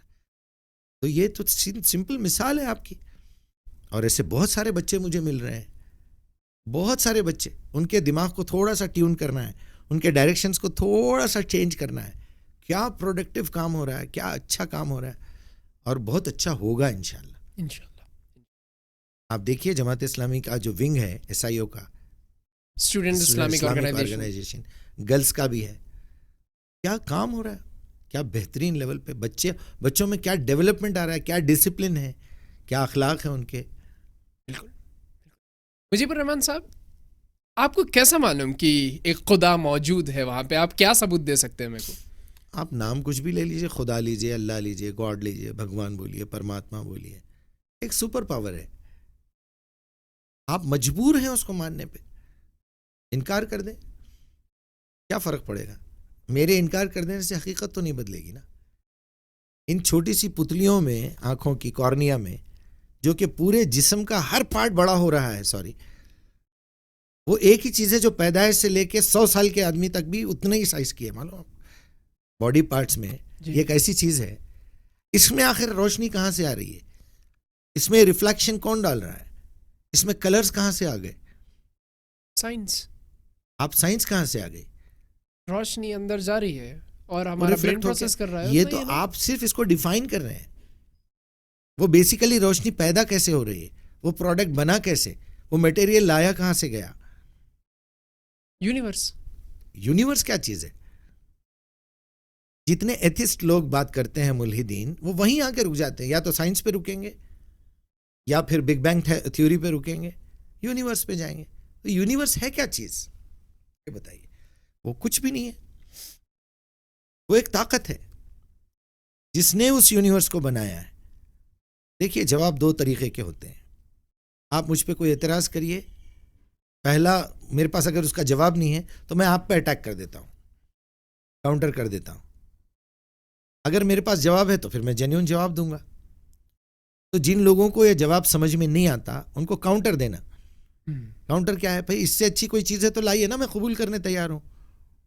अल्टरनेटिव दीजिए आप। जैसे मैंने कहा था कि कोई एतराज़ के दो उसूल होना चाहिए। अगर अल्लाह नहीं है तो ठीक है भाई, हम मान लेते हैं अल्लाह नहीं है, तो फिर आप इसका तो जवाब दीजिए। कहाँ जाके रुकेंगे आप? यूनिवर्स पे रुकेंगे? क्या चीज़ है यूनिवर्स? एक सूरज, एक चांद, कुछ सैयारे, एक गैलेक्सी।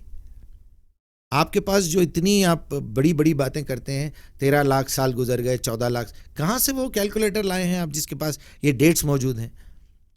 कहाँ से आप इतनी बड़ी बड़ी बातें कर देते हैं? 6 लाख पुराना ये है और 10 लाख साल पुराने ये है। कौन सा कैलकुलेशन है वो? कौन सा कंप्यूटर है आपके पास? ये सोर्स कहाँ से आया आपके पास ये वर्ड बोलने का? आपके पास जितनी बातें हैं ये आपकी मनगढ़ंत कहानियां हैं, जिसे साइकेट्री की जुबान में मेंटल डिसऑर्डर कहते हैं, डिसऑर्डरनेस। ये दिमाग का फितूर है। इससे पहले कुछ चीजें तुम्हारे दिमाग में डाली गई हैं, एक लिमिट आने के बाद तुम बेजार हो गए उसका झूठ सुन के। वहां तुम्हारे दिमाग ने ये सोचा कि ये थ्योरी फजूल है, कोई समझाने वाला नहीं मिला तुमको। इल्हाद या फिर ये जितनी एथिस्ट हैं, इनकी बेसिक थ्योरी क्या है? कुछ भी नहीं है। कोई चैलेंज है? चैलेंज तो एक ही है, इस्लाम चैलेंज है, कुरान चैलेंज है। अब मैं इस दुनिया में पहली बार आया जी, मेरे को खाना है, पीना है, मेरी सांस चल रही है। मेरे को कभी क्यों ज़रूरत महसूस होगी किसी खुदा की? मेरे को क्यों मानना पड़ रहा किसी खुदा को? बहुत अच्छी बात है। और मेरे को फिर अगर मेरे को कोई आके बताए कि भाई तुम्हारा खुदा ये है और तुम्हारा खुदा तुमसे ये चाहता, मैं क्यों मानूं? बहुत अच्छी बात है। आप इसको कैसे साबित ना करेंगे? माने। मैं उसके बाद एक सवाल करूंगा आपसे। आज आपकी ज़िंदगी, आपका दिन जो गुजरा है, आपकी लाइफ में जितने भी मामलात हुए हैं, आप सुबह उठे हैं, ब्रश करे हैं, नहाए हैं, किसी से मिले हैं, कुछ खाए हैं, कहीं गए हैं, कहीं से आए हैं, क्या इन तमाम बातों पे आप मुतमईन हैं? एक लम्हा भी ऐसा नहीं गुजरा जहां आप बेचैन रहे हैं? गुजरा। फिर इसकी वजह क्या है? एक लम्हा भी ऐसा गुजरा कि जिसके वेरी नेक्स्ट आने वाले मूवमेंट पे आप 100% कॉन्फिडेंट थे? कभी नहीं, हो ही नहीं सकता ऐसा, इम्पॉसिबल है। मुजीब साहब को मैंने बुलाया 9 बजे, 9:30 बजे आने के लिए। क्या आपके दिमाग में एक जगह ऐसी नहीं थी, पता नहीं आ सकेंगे या नहीं आ सकेंगे? अगर कोई हादसा हो जाए, कहीं मौत आ जाए, कोई प्रॉब्लम हो जाए, बारिश जोरों की हो जाए, जलजला आ जाए, तो क्या मेरा ये काम हो सकता है आज का? कहीं ना कहीं एक ऑप्शन था ना, आप माने या ना माने, डाउट था। 1% ही सही, 99% आप कॉन्फिडेंट थे, लेकिन 1% तो कहीं ना कहीं ये रखना पड़ेगा। वो क्या है? उस पर कौन कंट्रोल कर रहा है? ये फेलियर्स होते कैसे हैं? अली रज़ी अल्लाह अन्हु का कौल अक्सर सुनने में आता है, पढ़ने में आता है कि आपने कब पहचाना खुदा है, अल्लाह है? तो आपने कहा इरादों के टूटने से। ये कोई मामूली बात नहीं थी। पॉजिटिव तो कोई भी देख लेगा। सारे सोर्सेस मेरे पास थे, सारे जराए मेरे पास थे, इसके बावजूद मेरी बात पूरी नहीं हुई, मेरा काम पूरा नहीं हुआ। कोई तो ताकत है जो उसको जो है फेल कर रहा है। आपका दिल मजबूर हो जाएगा इस बात को मानने के लिए। तो मुजीबुर रहमान साहब, आपकी जिंदगी का निचोड़ क्या है? यही मैं समझता हूँ आखिरी बात है कि आप खाली मत रहिए, इल्म हासिल कीजिए। जो इल्म हासिल करेंगे उस पर पूरा यकीन अगर हासिल करना है, क्योंकि यकीन दूसरा है, अगर यकीन हासिल करना है तो दावत देना ज़रूरी है। इल्मुल यकीन, कुल यकीन, इल्मुल यकीन और जो है ऐनुल यकीन, तीनों लेवल्स हैं। और आप अगर दावत नहीं देंगे तो ना आप ईमान पे कायम रह सकते, ना यकीन पे कायम रह सकते, ना इल्म पे कायम रह सकते। आप जहालत में मुब्तला हो जाएंगे। मेरी ज़िंदगी का टोटल मकसद यही है कि आपको इसी सब्जेक्ट पे काम करते रहना है। नॉलेज, चाहे वो आप दुनियावी इल्म ले लीजिए, दीन का इल्म ले लीजिए, आखिरत का इल्म ले लीजिए, ज़िंदगी गुजारने का, 2 रोटी कमाने का इल्म ले लीजिए, कैसा भी आप आर्ट सीख लीजिए, या आप बुराइयों को किस तरह मिटाया जाए उसका इल्म हासिल कीजिए। डॉक्टर बन जाइए, इंजीनियर बन जाइए, साइंटिस्ट बन जाइए। बहरहाल दुनिया में जितने उलूम हैं सब सीखिए, मगर उसमें रुकिए मत, क्योंकि अगर आप उसको कंटिन्यू करेंगे तो कहीं से भी घूम फिर के आप कुरान पे आएंगे। اگر ایک آئی اسپیشلسٹ ہے اور وہ مسلمان نہیں ہو رہا ہے تو اس کا مطلب وہ کہیں نہ کہیں رکا ہوا ہے. ایک بہترین کارڈیولوجسٹ ہے لیکن وہ رک گیا ہے اس لیے وہ مسلمان نہیں ہو رہا. یہ جو خیال ہے, یہ جو آئیڈیا کانسیپٹ آپ جو بتائے, یہ میرے ذہن میں بھی کئی سالوں سے چلتا, میں کبھی ظاہر نہیں کرا. اگر آپ بولے تو ایک دم, اگر کسی بھی سبجیکٹ کو اٹھایا جائے اور اس کی گہرائی میں جایا جائے تو آنسر خدا. آپ اگر ہمت ہار گئے یا مطمئن ہو گئے, وہ آخری دروازہ ہے آپ کا, آخری سیڑھی ہے. تو میری سب کے لیے پیغام یہی ہے, شاید آپ کا نیکسٹ سوال بھی یہی ہوگا کہ آپ دنیا کو کیا پیغام دینا چاہ رہے ہیں. ہر انٹرویو کا اینڈ رہتا ہو. بالکل. تو میں تمام دیکھنے والوں کو, سننے والوں کو یہی دعوت دوں گا کہ آپ پہلے تو خالی بیٹھ ہی نہیں سکتے, یہ انسان کے نیچر کے خلاف ہے. ایک آخری بات کرتے ہوئے اپنی بات مکمل کروں گا. کیا کبھی آپ نے غور کیا کہ آپ کی باڈی میں اللہ سبحانہ و تعالیٰ نے ڈبل پارٹس کتنے دیے ہیں, سنگل کتنے دیے ہیں؟ آنکھیں 2, کان 2, ہونٹ 1, 2, اچھا ہونٹ 2, جبڑے 2, 2, ہاتھ 2, پیر 2, کڈنیز 2, لیکن دماغ 1, زبان 1, دل 1. کیوں؟ there should be a reason نا. اللہ کہہ رہا فیہا ذکرکم افلا تعقلون. ارے میں اس میں تمہارا ذکر کر رہا ہوں, عقل استعمال نہیں کرتے کیا تم لوگ؟ اللہ تو چھیڑ رہا ہے بار بار, جاؤ عقل استعمال کرو, بہت کچھ دیا ہوا ہوں میں, جاؤ غور و فکر کرو, ان سے پوچھو ذرا, جاؤ دنیا میں گھومو پھرو, دیکھو کیا وجہ ہوں گی, کیا وجہ ہوں گی. بھائی آپ 2 دل دے دیتے تو کیا چلے جاتا آپ کا؟ ایک ہارٹ فیل ہو گیا تو دوسرے سے جی لیتا, جیسا ایک کڈنی فیل ہوئی تو جی لے رہا نا بھائی, ایک آنکھ پھٹ گئی تو ایک سے تو بیچارہ دیکھ لے رہا. تو پھر جب اتنے آپشنس آپ دوسری چیزوں کے لیے رکھے تو یہ سنگل آئٹمس کا کیوں دیے بھائی؟ اس کے بھی ڈبل رکھنا تھا نا. بتائیے کیا ہو سکتا ہے؟ دیکھا گیا تو تمام چیزیں تو اکثر و بیشتر چیزیں ڈبل ہی ہے اپنے پاس, یہ چیزوں کو سنگل کیوں رکھا گیا پرٹیکولرلی؟ اگر دماغ 2 ہوں گے تو ان دونوں میں ایک ظاہر بات ہے نا پیدا ہوں گی. ارے بھائی میں کل یہ دماغ سے سوچ رہا تھا, آج مجھے یہاں سے پتا چلا کہ یہ غلط ہے. زندگی بھر کنفیوز رہیں گے آپ, زندگی بھر ایک اپنے میں لڑائی چلتے رہیں گے, اپنے میں لڑائی چلتے رہیں گے. آج ہم خالی ارادے بدلتے ہیں تو بدنام ہو جاتے ہیں دنیا میں. تمہاری عقل ہے کچھ, کل کچھ اور کہہ رہے تھے, تو وہ کہنے سے ہی پتا چل جائے گا کہ زبان بھی 2 ہے. اگر آپ ایک بات آج کر کے کل ایک کر دیں گے تو آپ بے عزت ہو جائیں گے. اور ہمارے بدقسمت لوگ قرآن پہ الزام لگا دیتے کہ ایک ایک لفظ کے 14 معنی ہیں, 40 معنی, اور اللہ 22 آیتوں میں کہہ رہا ہے کہ اللہ کی بات کبھی نہیں بدلتی, جب سے دنیا بنی آخرت تک کبھی نہیں بدلنے والی ہے. بات بدلنا تو عیب ہے. صلاۃ کے معنی اللہ بول رہا تو کچھ اور, فرشتے بول رہے تو کچھ اور, ہم بول رہے تو کچھ اور, فلاں بول, کیسے ہو سکتا ہے بھائی؟ آپ یا تو نمک بولیے, وہ نمک ہے یا شکر ہے یا واشنگ پاؤڈر ہے یا کانچ کا پاؤڈر ہے یا سنکھیا ہے جو زہر ہے, سائنائڈ کو بولتے. سب دیکھنے میں ایک جیسے ہیں. ان لوگوں کی چیزیں, ریاکشنز الگ ہے, اس کا ٹیسٹ الگ ہے. آپ کرسی کو بھی صوفہ بول رہے ہیں, صوفے کو بھی صوفہ بول رہے ہیں, بیڈ کو بھی صوفہ بول رہے ہیں, سیڑھیوں کو بھی صوفہ بول رہے ہیں. اٹس امپاسبل بھائی صاحب. اللہ کی ایک بات کبھی نہیں چینج ہوتی, نہ صرف قرآن میں. یہیں سے تو پکڑ سکتے ہیں آپ, مجھے تورات لا کے دیجئے, زبور لا کے دیجئے, انجیل لا کے دیجئے, میں ابھی کریکشن دے کر کے بتا سکتا ہوں اس میں یہ امینڈمنٹس ہوئے ہیں. اسٹائل دیکھ کے, یہ دیکھ کے, چینجز دیکھ کے, قرآن کے جتنے غلط ترجمے ہیں آپ 1 منٹ میں پکڑ سکتے ہیں. انداز بیان. تو کنکلوژن یہ ہے اس بات کا کہ جب میں نے یہ سنا, اس پہ غور کیا, بڑی دعائیں کی اللہ سے کہ اللہ ذرا بتائیے اس کا جواب کیا ہے, کیونکہ اہدنا صراط المستقیم ہے تو ہم یہ پوچھتے, تہجد بھی پڑھے تو ایسی ہی باتوں کے لیے پوچھتے, اسی لیے پڑھتے. تو میں نے جب محسوس کیا, کسی نے کہا کہ یہ کان سے سننا, یہ کان سے نکال دینا. کان سے نکالتے تو نہیں ہم, ڈائلاگ ہی غلط ہے, اس سے سننا اس سے نکال دینا, نہیں, دونوں کان سننے کے لیے ہے. تو جب پتا چلا جتنی چیزیں ڈبل ہے وہ انکمنگ کے لیے ہے, آؤٹ گوئنگ کے لیے سنگل پارٹ ہے. بالکل, آنکھ سے ان پٹ ہے, کانوں سے ان پٹ ہے, زبان سے آؤٹ پٹ ہے. دیکھیے آپ دماغ بھی آؤٹ پٹ کا استعمال کر, واقع میں لاجیکل ہے وہ. تو میری سب سے یہی گزارش ہے کہ غور و فکر کریے, سوچئے, علم حاصل کیجئے. اس میں آخری بات یہ ہے کہ اللہ سبحانہ وتعالیٰ نے آنکھوں کو بند کرنے کی طاقت دی ہے. آپ وہ بند کرتے ہیں اور پلکوں کے بالوں کو ایک دوسرے میں پھنساتے ہیں, تبھی نیند لگتی ہے, سو جاتے ہیں. لیکن کان کھلے ہیں اور ناک کھلی ہے, اس کو کور کیوں نہیں دیے بھائی؟ کیا وجہ ہو سکتی؟ ہمیشہ چوکنا رہو.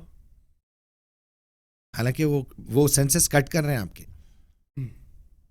خوشبو بھی کٹ ہو رہی ہے اور آواز بھی کٹ ہو رہی ہے نیند میں, دور ہو جا رہے ہیں وہ سینسز. کیا وجہ سے؟ کیا وجہ؟ آپ جب جاگ رہے تھے تو کسی کی بات سن رہے تھے, لیکن جب نیند لگ گئی تو دو لوگ آپس میں پھسر کر رہے ہیں, لیکن ایک لمٹ کے بعد جب وہ آواز اونچی ہو رہی ہے تو بول رہے ہیں ان کی نیند خراب ہو گئی, ڈسٹرب مت کرو. اور کچھ ایسے ہیں جو فٹ پاتھ پہ رہ کے بھی سو رہے ہیں پوری ٹریفک میں, ان کے کانوں کے سینسز بند ہو گئے ہیں. کیا ریزن ہو سکتا؟ ناک کھلی ہے, آپ اس کو بند نہیں کر سکتے. کیا وجہ ہو سکتی ہے اس کی؟ زندہ رکھنا تھا آپ کو. ناک کا تو ٹھیک ہے, سمجھ گیا میں. کوئی چیز جل جائے, آگ لگ جائے تو ناک سے پتہ چلے گا کوئی چیز جل رہی ہے, کہیں وہ میری موت نہ بن جائے. کانوں سے جب تک کوئی آواز نہیں آئی کوئی بڑا حادثہ نہیں ہوتا ہے. اپنے بچاؤ کے لیے, آپ کی زندگی بچانے کے لیے بس. مجیب الرحمان صاحب, it was an absolute privilege to, it was a privilege of the highest order to have you with us. میں بہت شکر گزار ہوں آپ کا, آپ اتنا وقت اسپینڈ کریں ہمارے ساتھ. اور کئی سارے تو سوالات ابھی باقی رہ گئے, میری بات چیت ابھی مکمل نہیں ہوئی اور اس کا افسوس میرے کو بھی ہے, لیکن میں ضرور آپ کو پھر تھوڑی دنوں میں رابطہ کروں گا, اور پھر اگر آپ کو تکلیف دینے کی زحمت کروں گا. اور بہت شکریہ آپ کا, میں بہت شکر گزار ہوں مجیب الرحمان صاحب, جزاک اللہ خیر. شکر گزار تو میں آپ کا ہوں, اور میرا دیکھنے کا ویو بالکل الگ ہے دنیا سے, اور ایسا ہی ہونا چاہیے سب کا, کیونکہ جب اللہ کو آپ ہر چیز بیچ چکے ہیں اپنے ارادے وغیرہ, تو اسی طرح سے کیوں نہیں دیکھتے جس طرح وہ سکھا رہا ہے اپنے نبی کو. احسان مند تو میں آپ کا ہوں, کیونکہ کل کو آپ شکایت کرنے والے ہیں کہ ایسی ایک پرسنالٹی یا ایک ایسا انسان ہمارے درمیان رہتا تھا کہ اس کی انفارمیشن مجھ تک پہنچی, میں نے کال کیا تو انہوں نے مجھے وہ علم نہیں پہنچایا جو یہ ساتھ لے کے مر گئے. تو میرے لیے تو یہ تو پرابلم بن جائے گا. یہ میری خوش نصیبی ہے کہ آپ آج میرے لیے وہ کام کرے ہیں جو میں نے آپ کا اسٹوڈیو دیکھتے پہلے محسوس کیا. یہ تو میرا خواب ہے اصل, کہ میری بات دنیا تک پہنچنے کے لیے ایک ذریعہ ہے, ایک اچھا ذریعہ اور مل گیا, بڑا پلیٹ فارم ملا. میں اپنے چھوٹے سے کمرے میں چھوٹی سی لائبریری کے سامنے اپنا موبائل لگا کے ویڈیو بنا رہا ہوں. کوئی 400 لوگ دیکھ لیے, 500 لوگ, 100 ہو گئے. پہلے تو 14-15 ویورز ہوتے تھے میرے سبسکرائبرز بھی اتنے نہیں ہیں, کچھ بھی نہیں ہے, مجھے پلیٹ فارم نہیں ہے. میں تو آپ کا شکر گزار ہوں, آپ دیکھنے والوں کا شکر گزار ہوں کہ آپ نے اس ناچیز کو سنا, دیکھا, سمجھا. میرا کچھ بھی نہیں ہے. اپنے رب سے تعلق پیدا کیجئے, وہ آپ کی شہرک سے زیادہ قریب ہے, اس سے پوچھئے, بولیے. ایک بندہ ملا تھا, ایک بندے کو ہم نے دیکھا تھا, اس نے کچھ نئی باتیں پیش کی ہے. اللہ اس کے بارے میں آپ کا کیا خیال ہے؟ اگر وہ بات صحیح ہے تو ہمارا دل مطمئن کر دے, اگر وہ بات غلط ہے تو اسے ڈیلیٹ کر دے, یا پھر وہ کیا غلطی ہوئی اس کا شعور, اس کا ادراک, اس کا سینس عطا کر, تاکہ ہم بھی اس سے محفوظ رہیں, اس بندے کو بھی آگاہ کریں. یہ اصل دعا ہونی چاہیے. تو بہت بہترین. میں اس کے ساتھ آپ سب سے اجازت چاہوں گا, اور شکر گزاری کے ساتھ اس کا اختتام کرتے ہیں کہ آپ نے مجھ پہ احسان کیا ہے. آپ کا بڑاپن ہے, باپ کا بڑاپن ہے مجیب الرحمان صاحب, جزاک اللہ خیر. اللہ آپ کو زندگی دے, اللہ آپ کے ہر کام میں بہترین. میری گزارش ہے آپ جیسے تمام نوجوانوں سے, ہماری بچیوں سے, ہم آپ کو نیکسٹ ایپیسوڈز میں بہت کچھ بتانے والے ہیں. عبادت کا مفہوم میں سمجھاؤں گا, محبت کا مطلب بتاؤں گا, محبت اور عشق میں کیا فرق ہے بتاؤں گا, عبادت کا ایک پورا پیکیج بتاؤں گا میں آپ کو جو قرآن پیش کرتا ہے, جو اب تک ہم سوچے بھی نہیں کبھی. میں آپ کو ذکر سمجھاؤں گا, میں فرق کرنا بتاؤں گا چیزوں میں. انشاءاللہ ہم نیکسٹ ایپیسوڈز میں یہ کریں گے, بیٹھیں گے. جزاک اللہ خیر مجیب الرحمان صاحب, جزاک اللہ خیر. السلام علیکم.